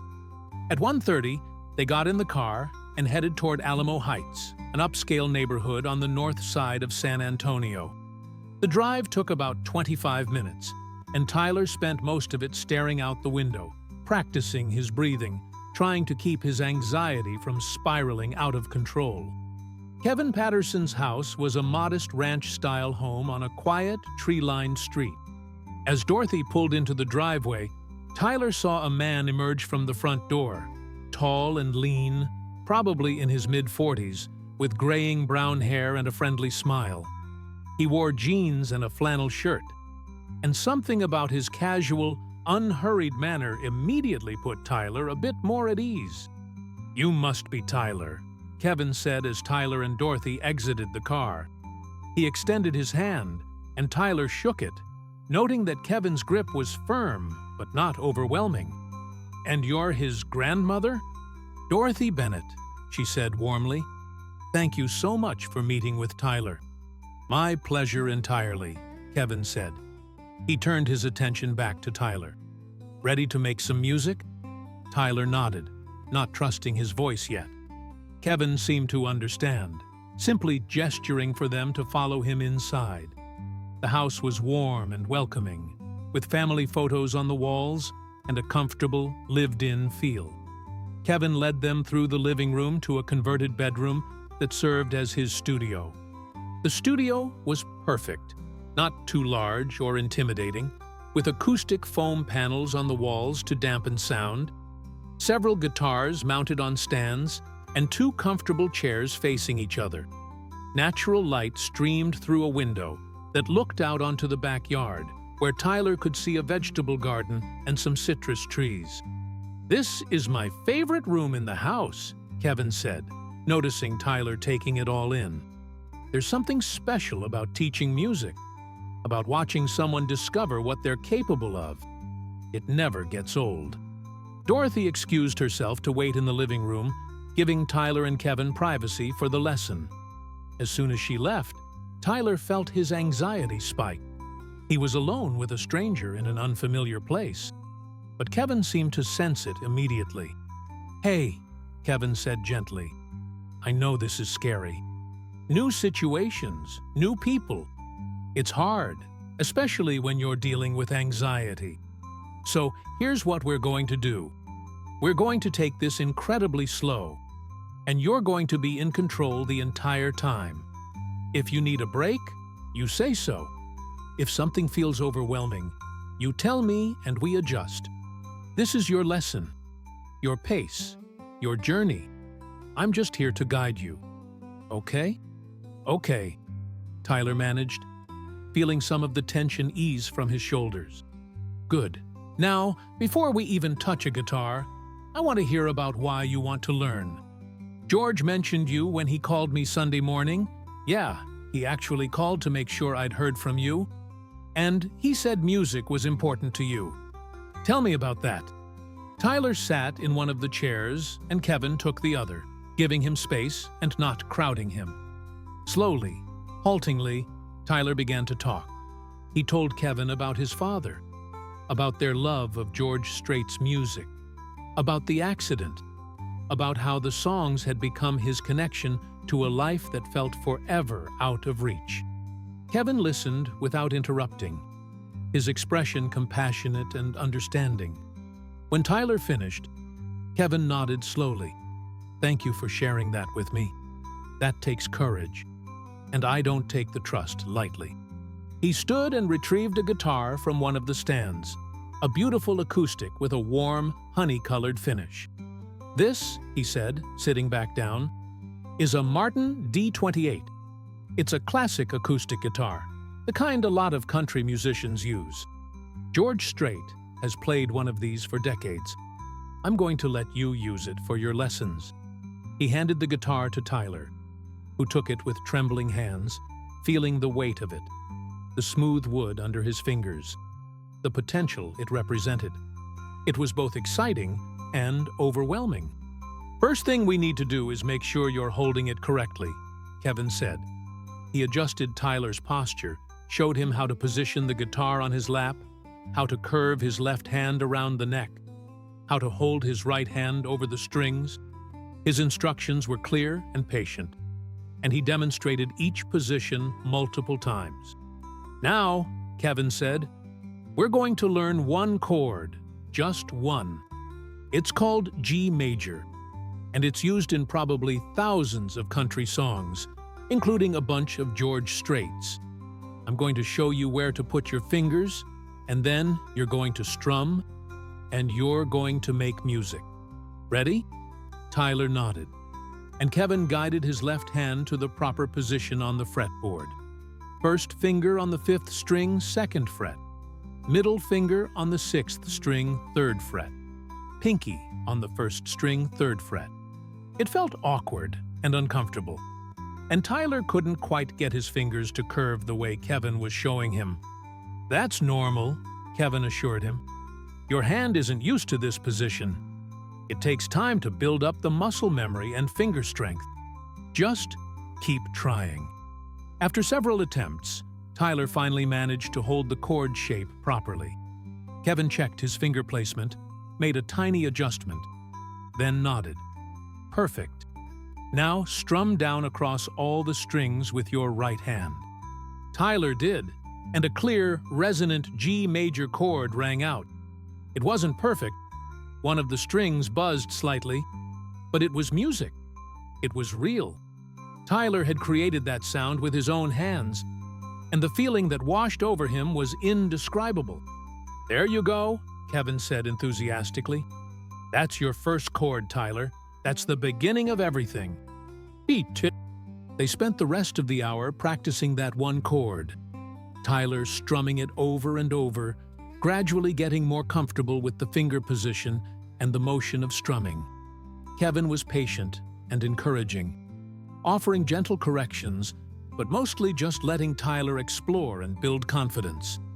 As the lesson neared its end, Kevin taught Tyler one more chord, C major, and showed him how to transition between G and C. It was clumsy and slow, and Tyler's fingers kept getting tangled. But each time he managed to successfully change chords and strum them both, he felt a surge of accomplishment. "You did great today," Kevin said as they wrapped up. "Really great. You have good instincts, and I can tell you're going to work hard at this. For next week, I want you to practice these two chords every day, even if it's just for 10 or 15 minutes. The more you practice, the easier it'll become."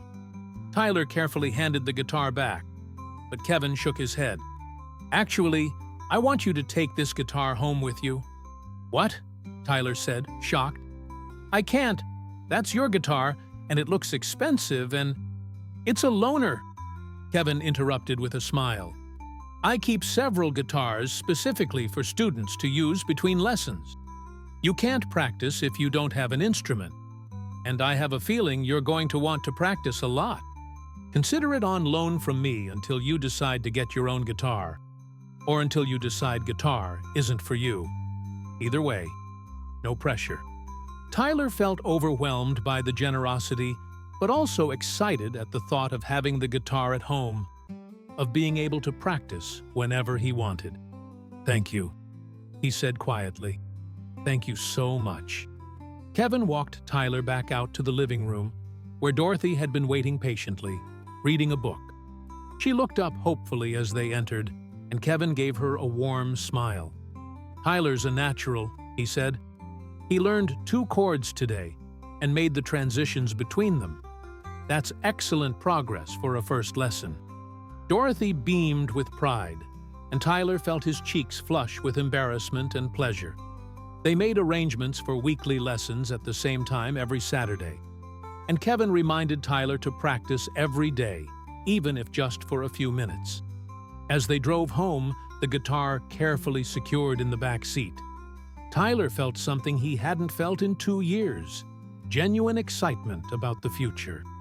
It was small, fragile, and mixed with plenty of anxiety about the upcoming weeks of lessons. But it was there. He had taken a risk, tried something new, and survived it. More than survived it. He'd actually enjoyed parts of it. That evening, Tyler set up a practice space in his bedroom, positioning a chair near the window where the light was good. He took out the guitar and spent an hour working on his G and C chords, his fingers slowly becoming more coordinated, the transitions slightly smoother with each repetition. When Dorothy came to check on him around 8 o'clock, she found him completely absorbed in practice, his face scrunched in concentration as he worked through the chord changes. She stood in the doorway for a moment, just watching, feeling her heart swell with hope and love for her grandson. "How's it going?" she asked finally. Tyler looked up, startled out of his focus. "It's hard," he admitted. "My fingers hurt, and I keep messing up the transitions. But Grandma," his voice filled with wonder, "I'm playing music. Real music. Dad would have loved this." Dorothy crossed the room and kissed the top of his head. "He would have, sweetheart. He really would have." That night, Tyler sent another email to George Strait. "Mr. Strait, I had my first guitar lesson today.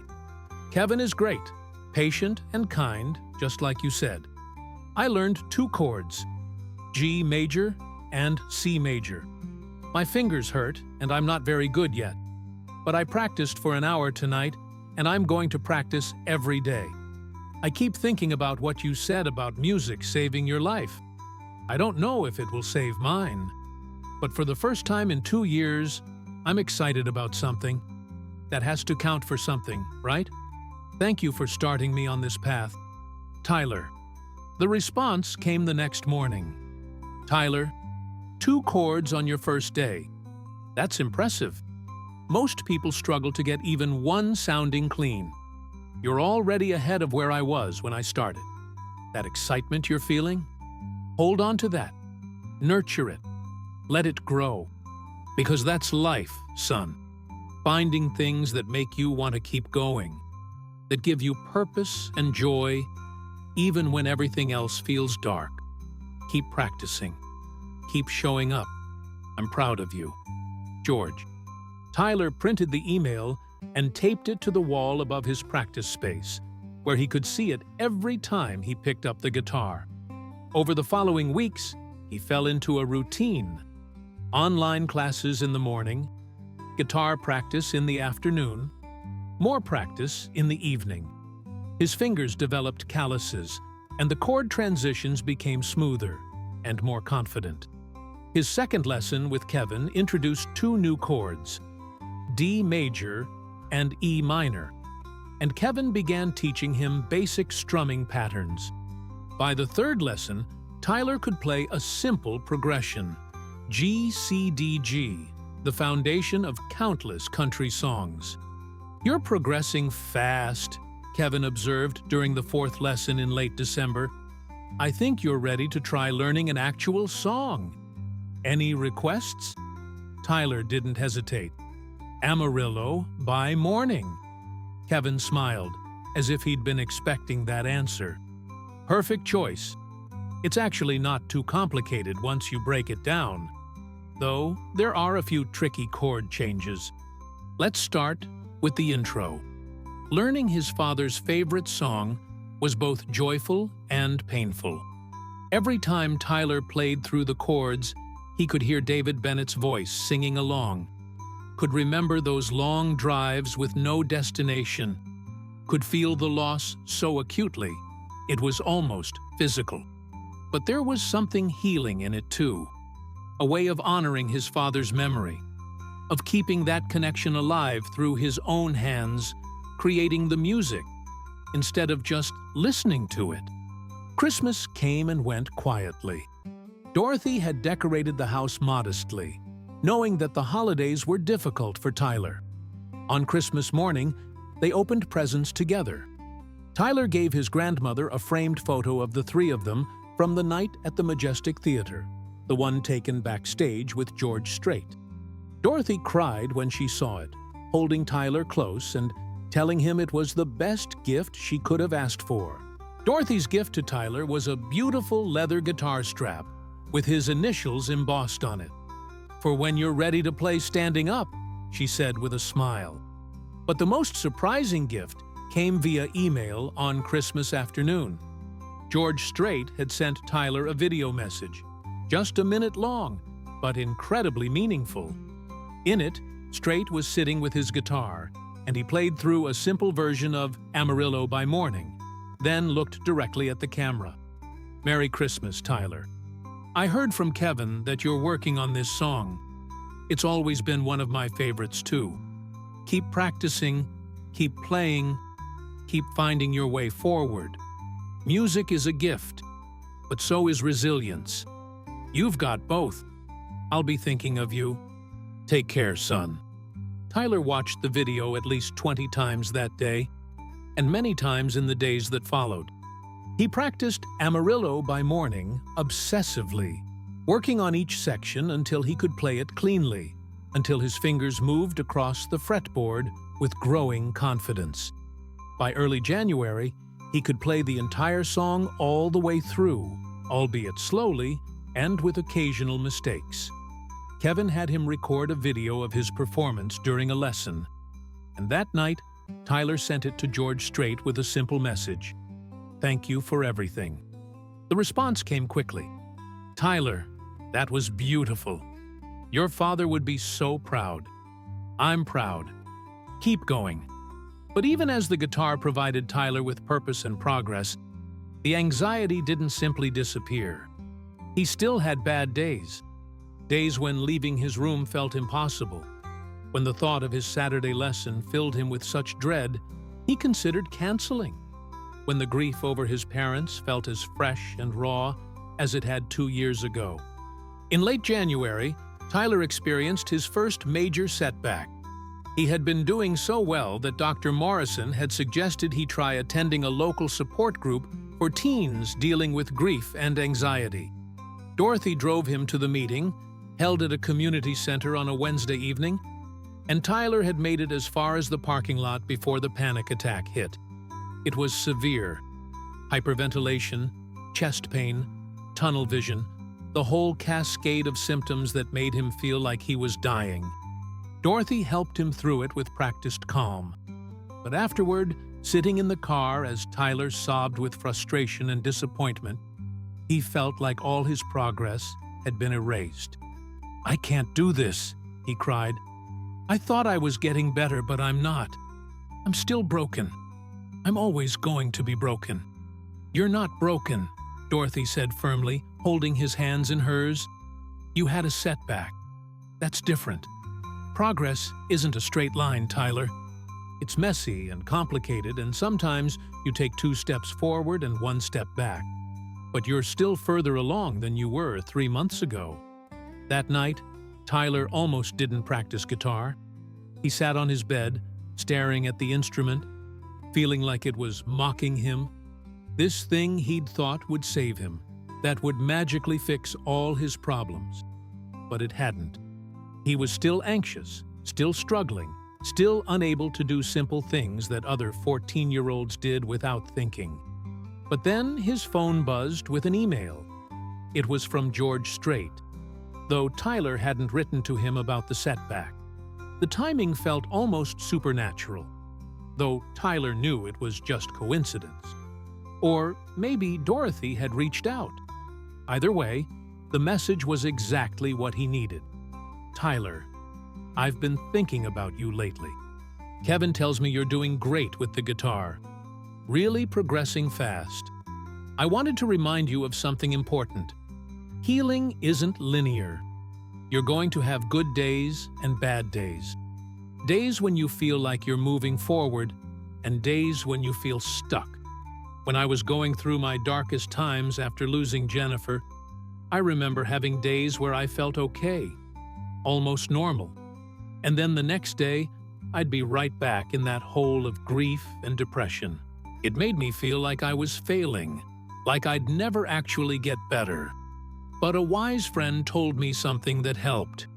Every hard day you survive makes you a little bit stronger, even if it doesn't feel like it in the moment.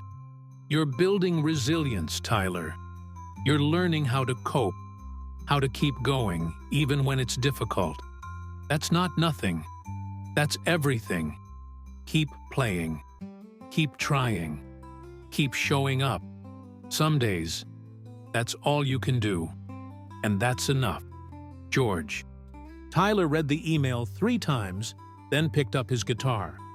He played through Amarillo by Morning twice, then worked on some new chords Kevin had taught him. By the time he finished practicing, he didn't feel fixed or healed, but he felt a little bit lighter, a little more capable of facing tomorrow. The next Saturday, at his lesson, Tyler told Kevin about the panic attack and the failed support group attempt. Kevin listened thoughtfully, then said something Tyler found surprising. "You know what I think? I think you tried something really brave, and it didn't work out this time. That doesn't mean you failed. It means you gathered information. Now you know that a support group in an unfamiliar location with a bunch of strangers is too much right now. That's okay. Maybe in 6 months or a year, you'll be ready to try again. Or maybe you'll find different ways to work through your grief and anxiety. There's no one right path." He picked up his guitar. "Let me teach you a new song today. Something a bit more challenging. Have you heard I Cross My Heart? Tyler nodded enthusiastically. It was one of his father's favorites, a love song that David used to play for Jennifer on their anniversaries. Good, Kevin said. It's got some chord progressions that'll challenge you, but I think you're ready. And there's something special about learning love songs, even when you're young. They teach you about emotion, about conveying feeling through music. That's what separates a good musician from a great one, the ability to make people feel something. As they worked through the song, Tyler found himself thinking about his parents, about the love they'd shared, about how his father had sung this exact song to his mother countless times. It hurt, but it was a good hurt. The kind that reminded him what he'd lost was precious and real, worth honoring. By February, Tyler had been playing guitar for 3 months, and the progress was undeniable. He could play through a dozen songs with minimal mistakes, could transition between chords fluidly, and had even started experimenting with finger-picking patterns that Kevin had introduced. More importantly, music had become his anchor. When everything else felt overwhelming, he could pick up the guitar and lose himself in practice, finding a sense of purpose and accomplishment that had been missing from his life. One evening in late February, as Tyler practiced in his room, Dorothy knocked on his open door. "Can I come in?"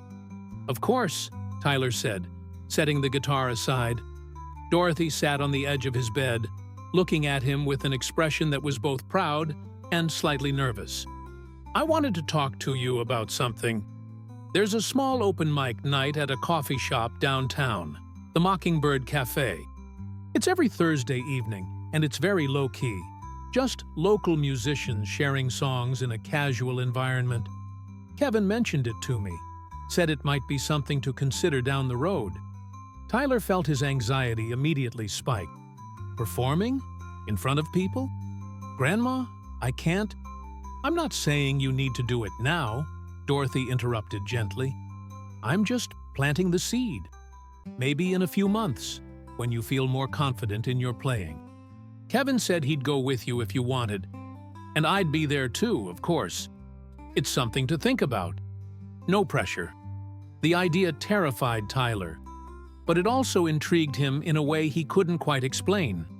Playing music in his bedroom was one thing, but sharing it with others?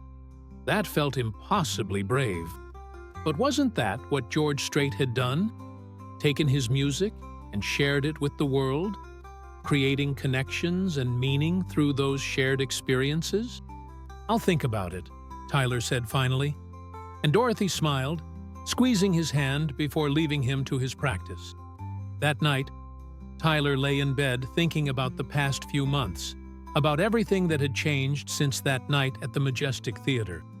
He still had anxiety, still struggled with leaving the house for anything beyond his guitar lessons and therapy appointments.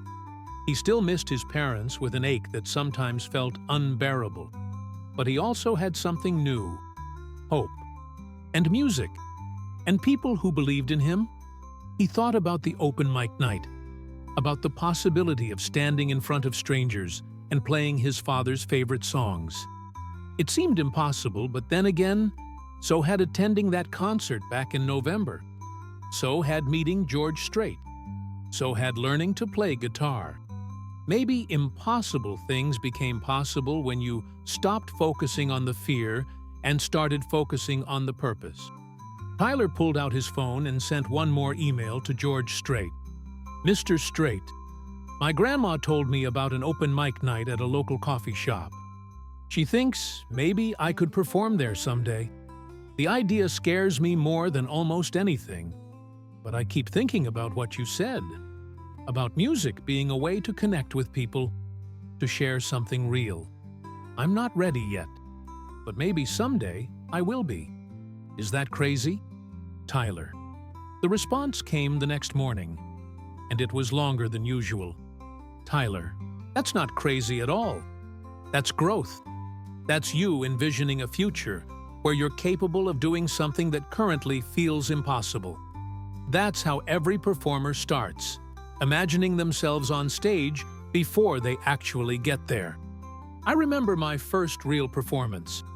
I was in the Army, stationed in Hawaii, and I played at a small club for soldiers and their families. I was terrified. My hands were shaking so badly I could barely hold my guitar. But I went out there, and I played, and somehow I made it through. And afterward, people came up to me and told me how much they enjoyed it, how my music made them feel something. That's when I understood the power of sharing your art.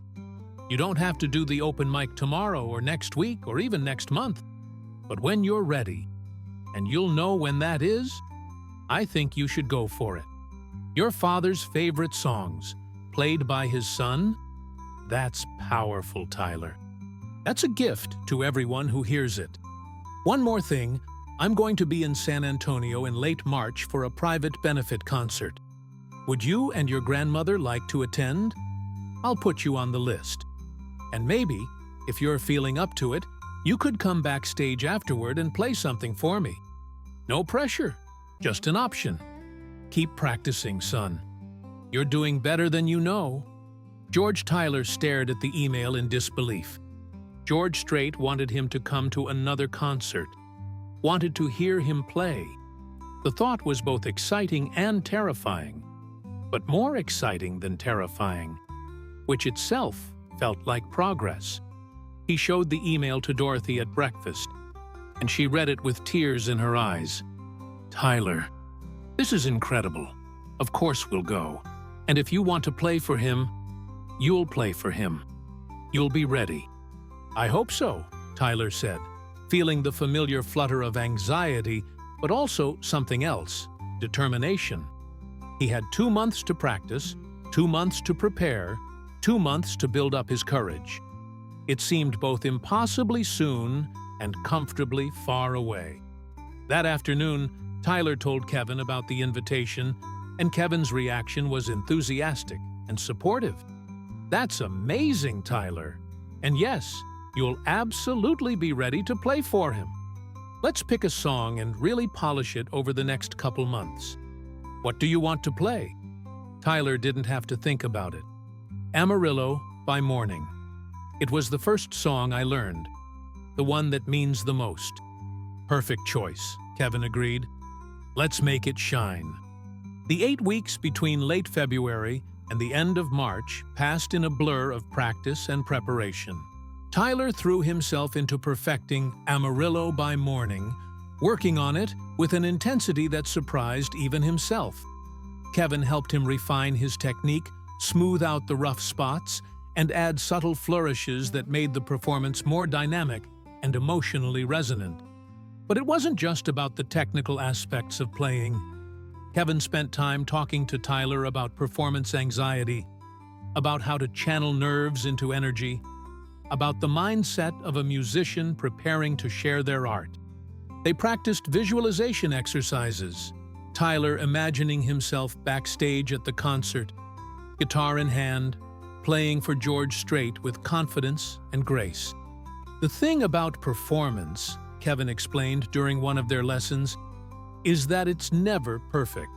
You're going to make mistakes, hit a wrong note here or there, maybe stumble over a transition. That's human, and that's okay. What matters is how you recover, how you stay present with the music, how you communicate the emotion behind the song. Technical perfection is less important than genuine feeling. Tyler found comfort in that perspective. He had spent so much of the past 2 years obsessed with perfection, trying to be the perfect patient, the perfect grandson, trying to somehow fix himself and return to who he'd been before the accident. But music was teaching him something different, that imperfection could be beautiful, that struggle and growth were worth celebrating, that showing up and trying mattered more than flawless execution. As March progressed, Tyler found himself thinking more and more about the open mic night Dorothy had mentioned. It had started as a distant, abstract possibility, but the idea was growing more concrete in his mind.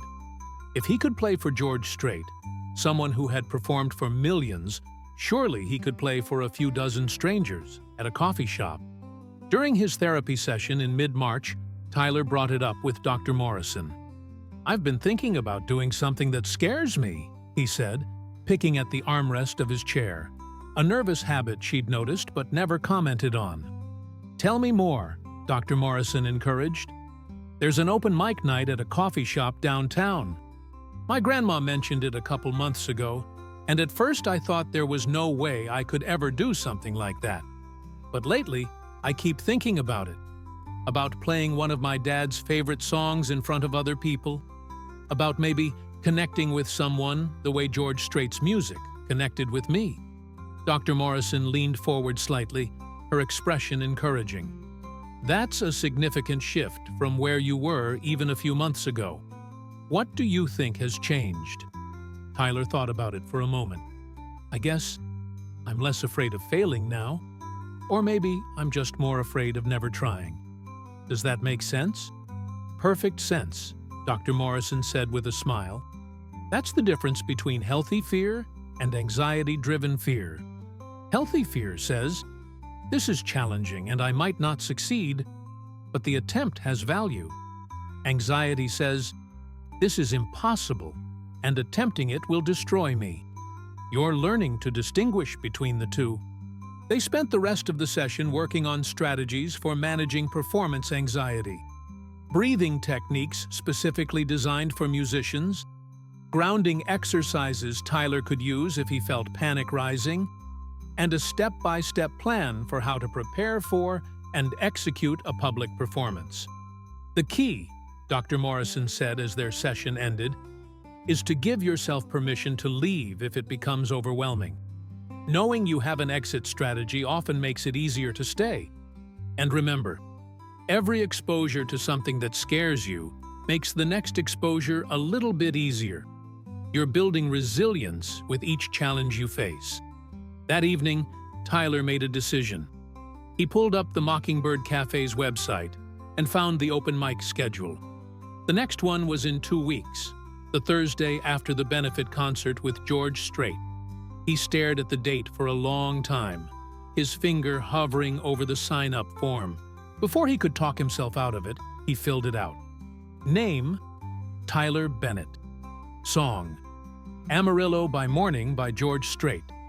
Performer type: solo acoustic guitar, vocal. He hit submit, then immediately panicked. What had he just done? He couldn't perform in front of people. He couldn't sing. He'd been so focused on learning guitar that he'd barely considered the vocal component.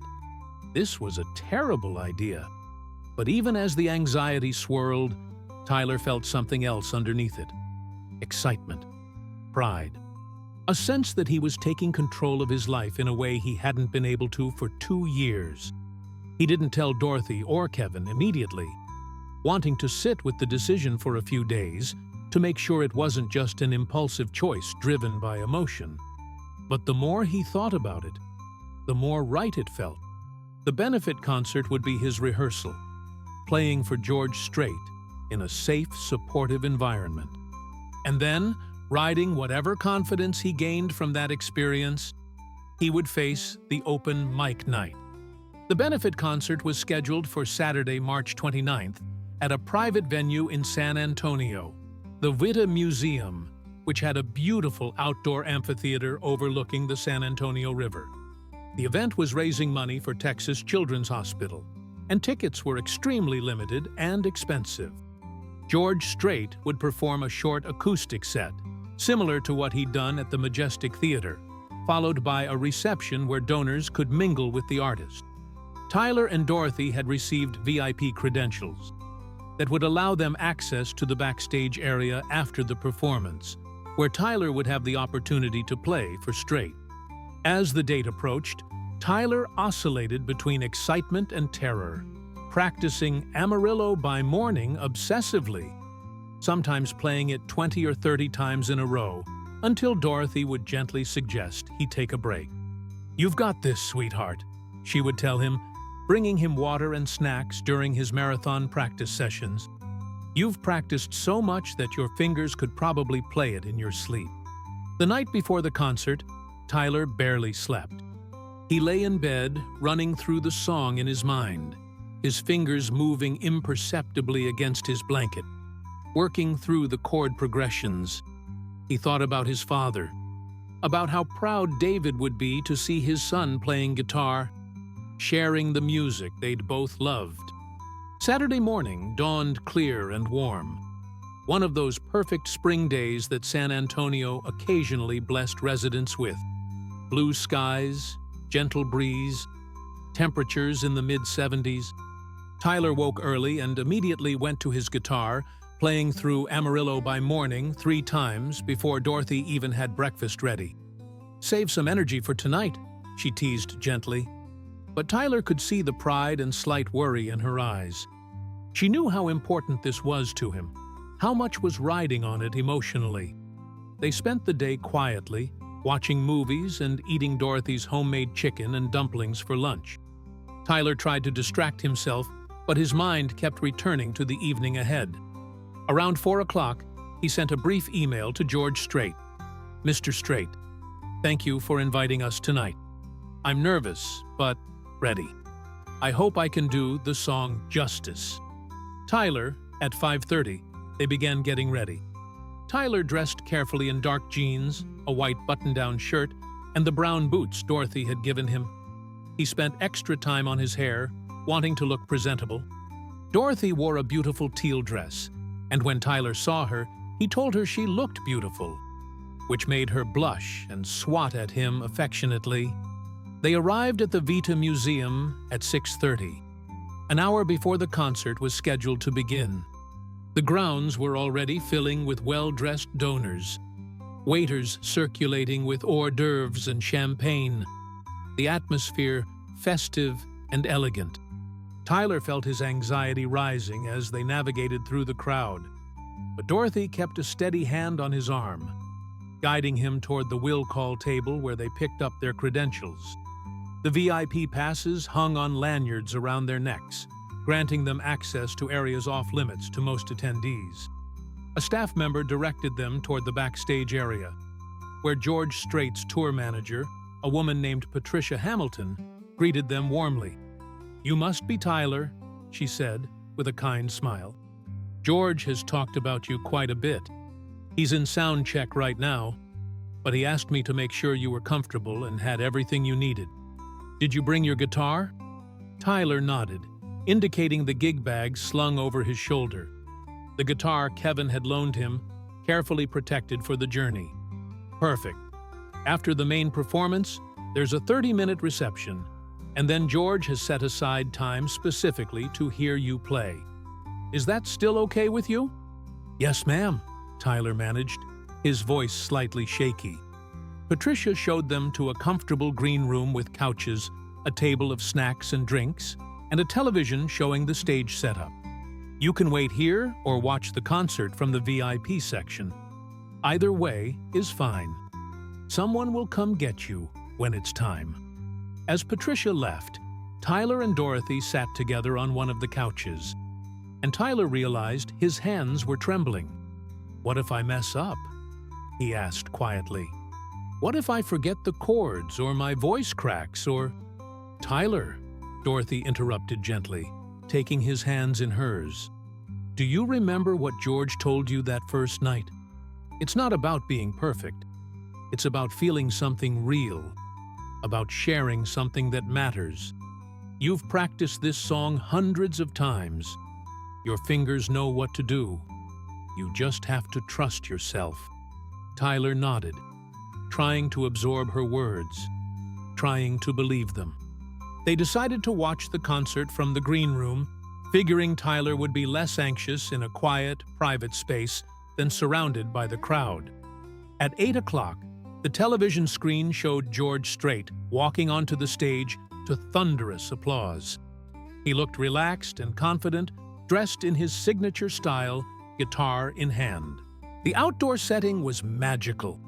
The stage lit beautifully against the darkening sky, the San Antonio River flowing gently behind the amphitheater, the atmosphere intimate despite the several hundred people in attendance.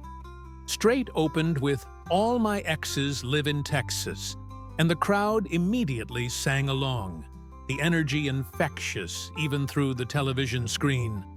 He played through a set list of classics and deeper cuts, each song performed with the masterful skill and genuine emotion that had made him a legend. About halfway through the performance, Strait paused and addressed the audience directly. "I want to talk for a minute about why we're here tonight. Texas Children's Hospital does incredible work, caring for kids who are dealing with illnesses and injuries that no child should have to face. Music has always been a way to bring people together, to raise awareness and funds for causes that matter. So, thank you all for being here, for supporting this vital work." He continued, "I've also been thinking lately about the power of music to heal, not just entertain. I met a young man a few months ago who taught me something about courage and resilience. He's here tonight, and later I'm going to have the privilege of hearing him play. His story reminded me why I do what I do. Because music matters. It connects us. It comforts us. It helps us process things that words alone can't express." Tyler felt tears spring to his eyes, overwhelmed that George Strait had mentioned him to this audience, that he thought Tyler's story was worth sharing. The concert continued for another 45 minutes, Strait closing with "The Cowboy Rides Away," the entire audience on their feet, singing along to every word. As the final notes faded and Strait took his bow, Tyler felt his anxiety reaching a peak. It was almost time. Soon he would be backstage, guitar in hand, playing for his hero. The reception period passed in a blur. Tyler and Dorothy stayed in the green room, Tyler alternating between pacing nervously and sitting with his guitar, running through the chords one more time. Dorothy made small talk, trying to distract him, but Tyler was too focused on what was coming to engage much. Finally, Patricia appeared in the doorway. "Ready?" she asked with an encouraging smile. Tyler stood, his legs feeling weak, and picked up his guitar. "Ready," he said, though he didn't feel ready at all. She led them through a maze of corridors to a private room, smaller than the backstage area at the Majestic Theater, more intimate. George Strait was already there, sitting casually on a stool, his own guitar resting against the wall. He stood when they entered, his face breaking into a warm smile. "Tyler! Dorothy! It's so good to see you both again." He crossed the room and shook their hands, his grip firm and reassuring. "Tyler, I've been looking forward to this. Kevin tells me you've been working really hard." "Yes, sir," Tyler managed, his voice barely above a whisper. "No need for formality," Strait said gently. "It's just George. And there's no pressure here, okay?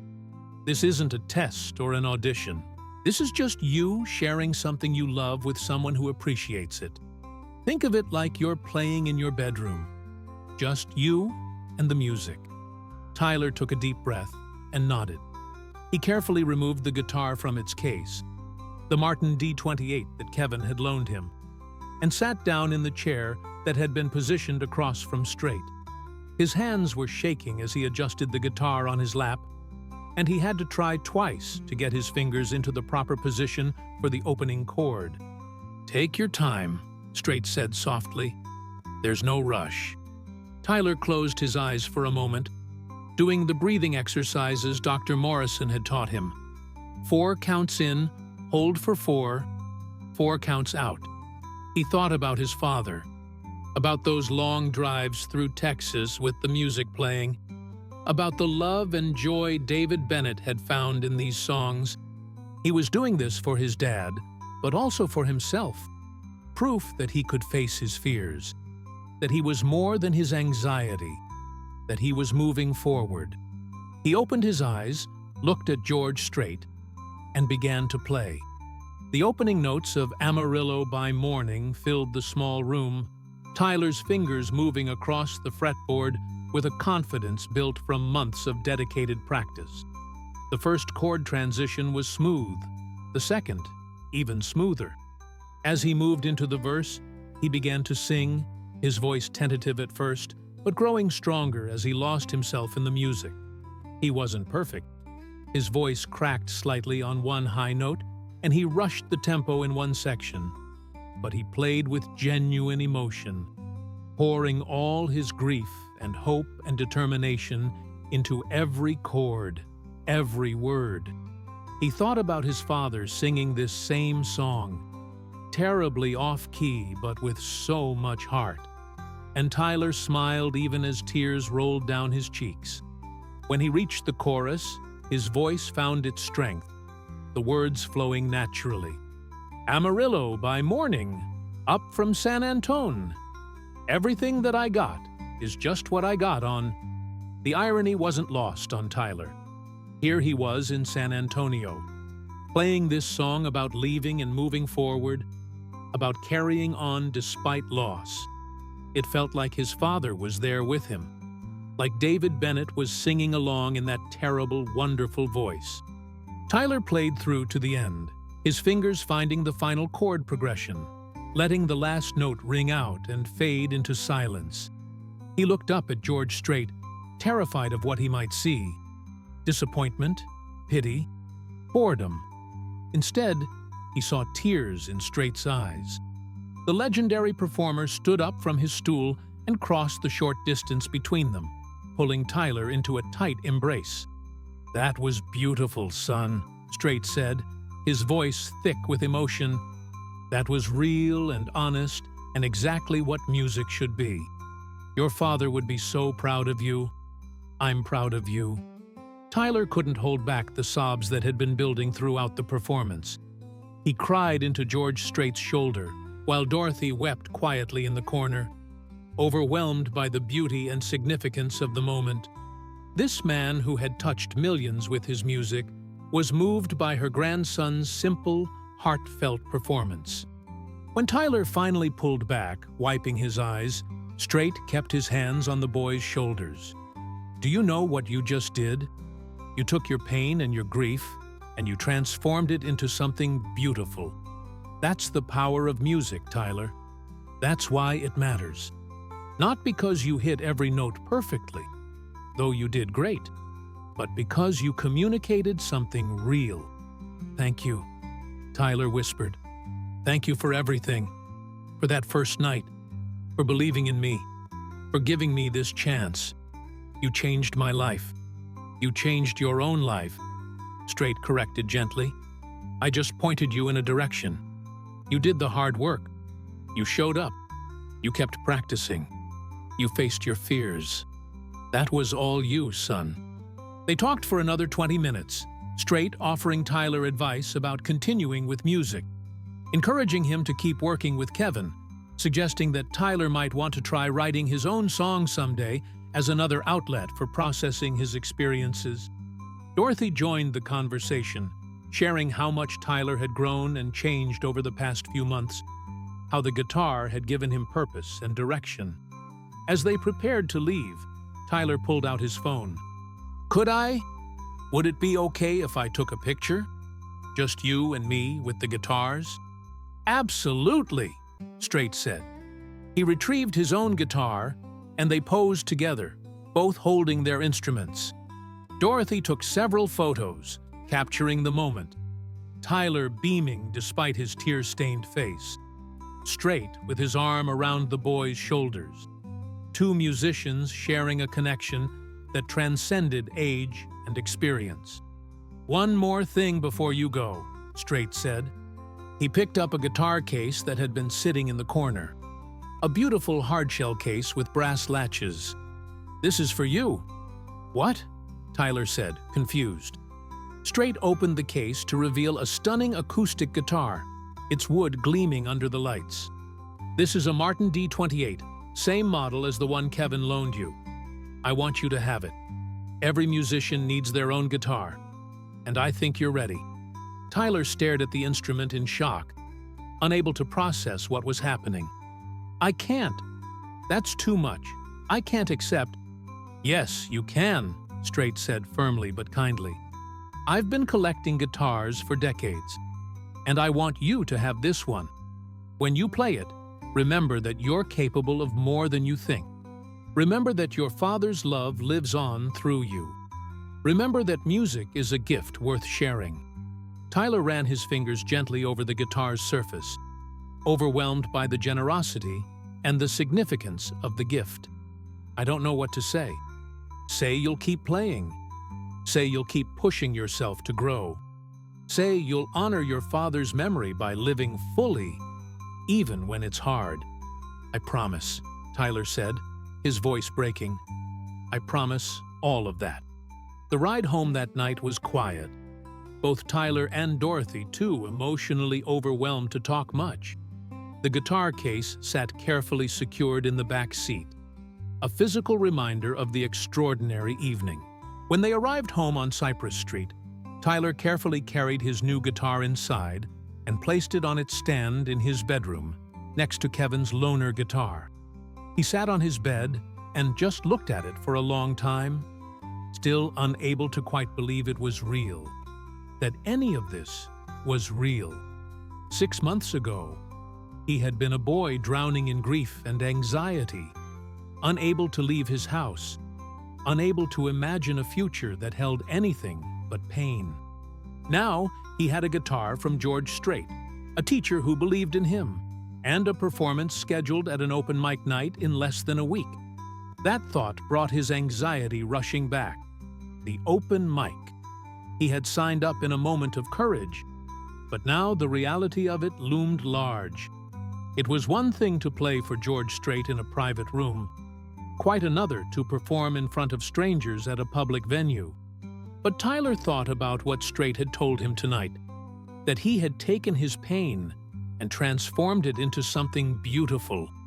That was what he wanted to do at the open mic, what he needed to do, not for applause or recognition, but as a way of honoring his father, of proving to himself that he could share his music with the world despite his fears. The next day, Tyler finally told Dorothy and Kevin about signing up for the open mic night. Dorothy's reaction was a mixture of pride and concern, while Kevin's was pure enthusiasm. "That's fantastic, Tyler," Kevin said during their Monday lesson. "That's exactly the kind of challenge that'll push you to the next level as a musician. And the Mockingbird Cafe is perfect for a first performance. Very supportive atmosphere, appreciative audience. You're going to do great." "What if I panic?" Tyler asked, voicing his deepest fear. "What if I get up there and can't breathe and have to run off stage?" "Then you'll have learned something about your limits, and we'll work on strategies to handle it better next time," Kevin said pragmatically. "But Tyler, you played beautifully for George Strait on Saturday. If you can do that, you can do this. The only difference is the size of the audience, and honestly, sometimes it's easier to perform for strangers than for someone whose opinion really matters to you."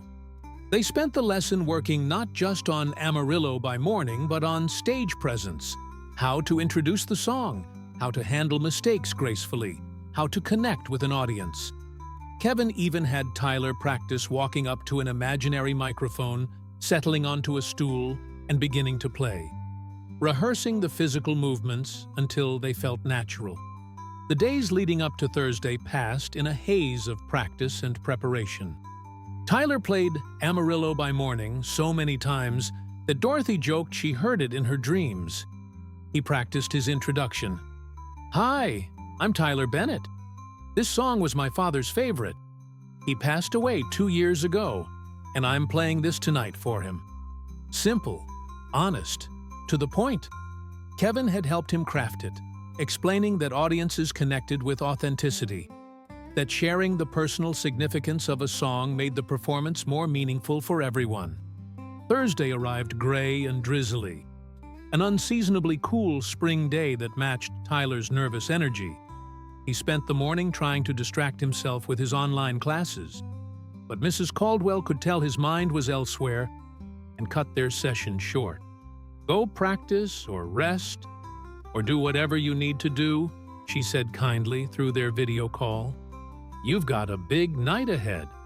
Tyler practiced for an hour in the afternoon, then forced himself to stop, knowing that over-practicing at this point would just make him more anxious. He took a long shower, dressed carefully in his performance clothes, the same outfit he'd worn to the benefit concert, and tried to eat the early dinner Dorothy had prepared. His stomach was too knotted with nerves to manage more than a few bites. "It's okay to be scared," Dorothy told him as they cleared the dishes. "Courage isn't the absence of fear. It's doing the thing anyway." At 6 o'clock, they loaded Tyler's new Martin D28 carefully into the car and headed downtown. The Mockingbird Cafe was located in the Southtown Arts District, a trendy neighborhood known for its galleries, restaurants, and creative atmosphere. The cafe itself was charming. Exposed brick walls, mismatched vintage furniture, local art displayed throughout, and a small performance area in one corner with a microphone stand and a single spotlight. Tyler and Dorothy arrived early, wanting to scout out the space before the open mic officially began at 7:30. The cafe was already starting to fill with the Thursday evening crowd. Couples on dates, groups of friends, solo patrons with laptops or books. The atmosphere was relaxed and welcoming, the smell of coffee and baked goods filling the air. A woman in her 30s with short purple hair and multiple piercings approached them with a clipboard. "Are you here for the open mic?" "Yes," Tyler managed. "I'm Tyler Bennett. I signed up online." "Great. I'm Cassandra. I run the open mic nights. You're number 7 on the list, so you'll probably go on around 8:30, depending on how long people's sets run." "Is this your first time performing?" Tyler nodded, unable to find words. Cassandra's expression softened with understanding. "First times are always nerve-wracking, but I promise, this is the friendliest audience in San Antonio. We're all here because we love music, and we love supporting local performers. You're going to do great. What are you playing?" "Amarillo, by Morning, by George Strait," Tyler said, his voice barely audible. "Classic choice," Cassandra said with an approving smile. "Can't go wrong with King George. If you need anything, water, a moment to compose yourself, whatever, just let me know, okay?" Dorothy guided Tyler to a table near the back where they could watch the other performers and where Tyler wouldn't feel too exposed. Kevin arrived a few minutes later, as promised, offering support and last-minute encouragement. "Remember everything we practiced," Kevin said quietly. "Breathe. Trust your preparation. Connect with the music. You've got this." At 7:30, Cassandra took the small stage and welcomed everyone to the weekly open mic night. She explained the rules. Each performer got one song, no longer than 5 minutes, and the audience was expected to be respectful and supportive. Then she called up the first performer, a middle-aged man with a harmonica who played a bluesy original song about lost love. Tyler watched each performance with a mixture of admiration and terror. Some performers were clearly experienced, confident, and polished.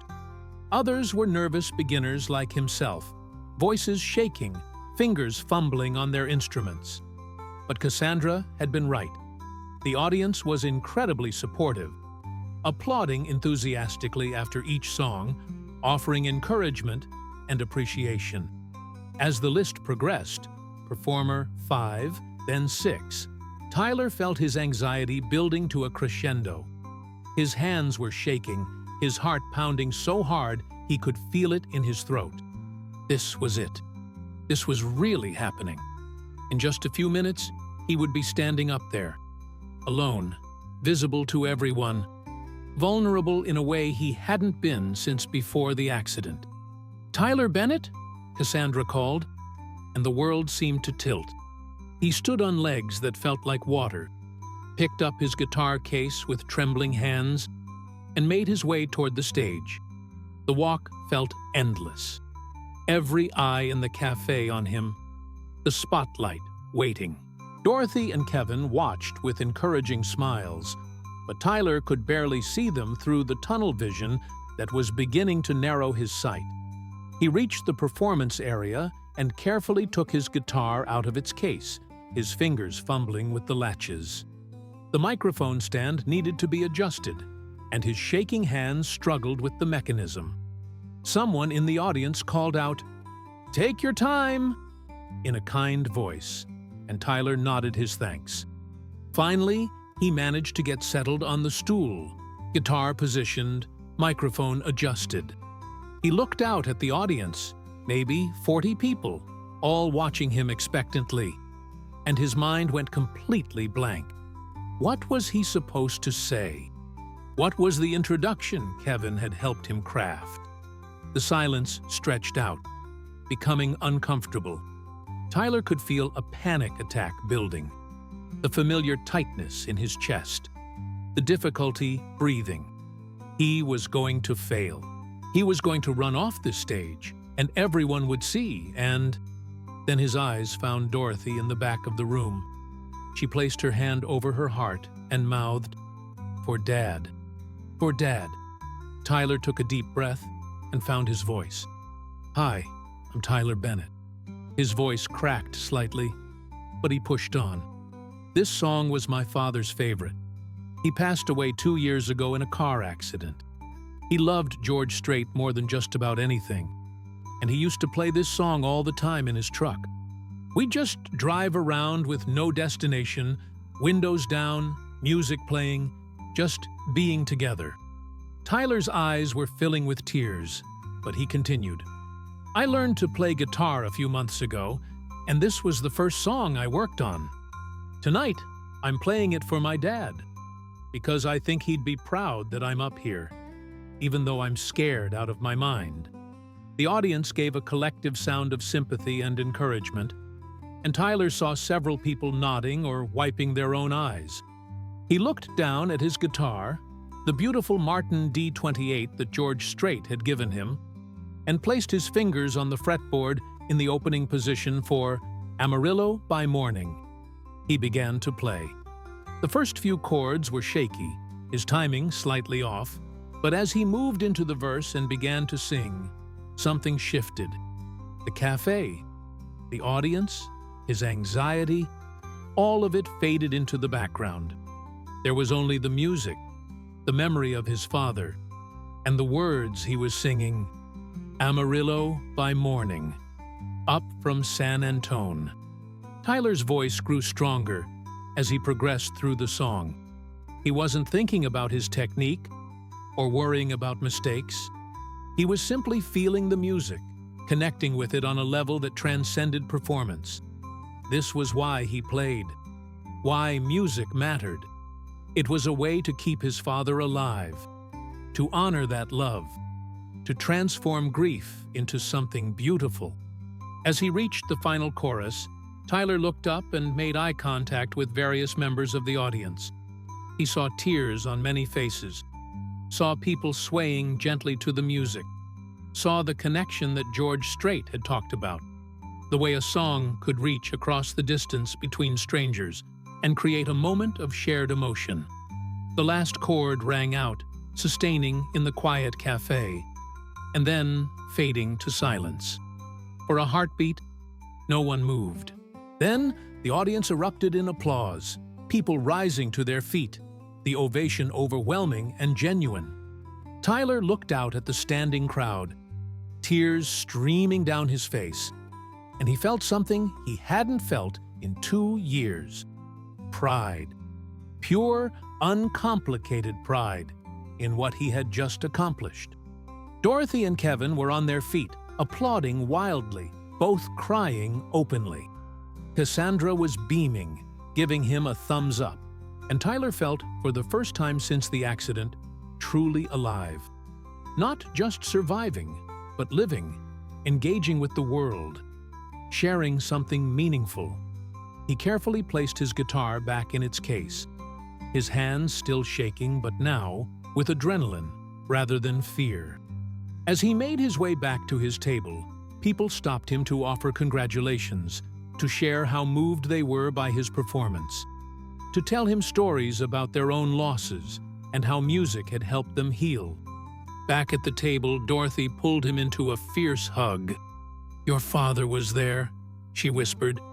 "I felt him in every note. He was so proud of you, baby. So proud." Kevin shook his hand with genuine enthusiasm. "That was phenomenal, Tyler. Not just technically, though you played beautifully, but emotionally. You connected with that audience in a real way. That's what separates performers from musicians who just play notes." The rest of the open mic night passed in a blur. Tyler watched the remaining performers with new appreciation, understanding now what it felt like to be up there, to share something personal with strangers. When the night ended, several people approached him to exchange contact information, to invite him to other open mic nights, to welcome him into the community of local musicians. Driving home that night, Tyler felt exhausted, but exhilarated. His phone buzzed with a text from an unknown number. His heart skipped when he realized it was from George Strait.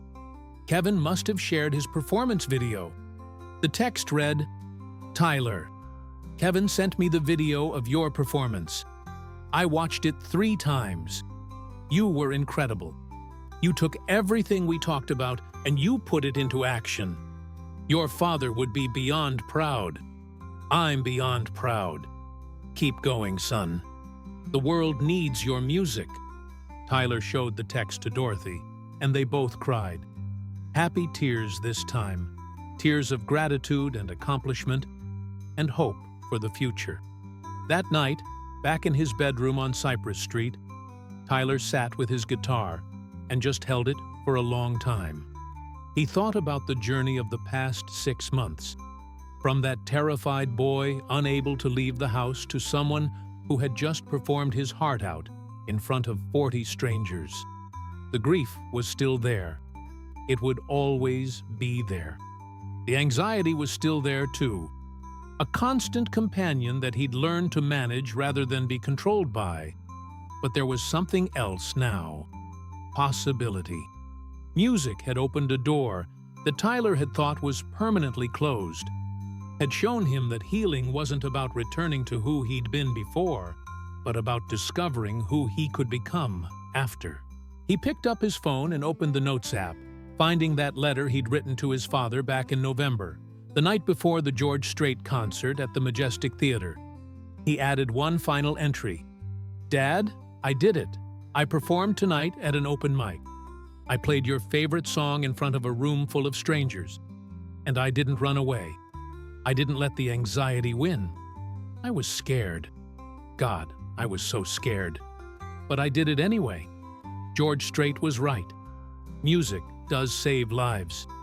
It saved mine, not by fixing me or making the pain go away, but by giving me a reason to keep showing up, to keep trying, to keep living even when it felt impossible.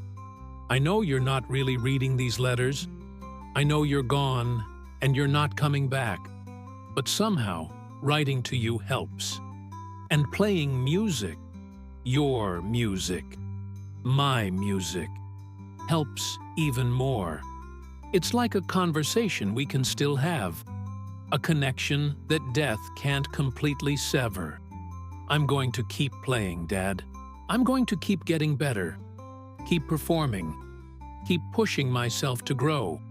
Not because I'm trying to be perfect, or because I think it'll make the grief disappear, but because this is how I carry your love forward.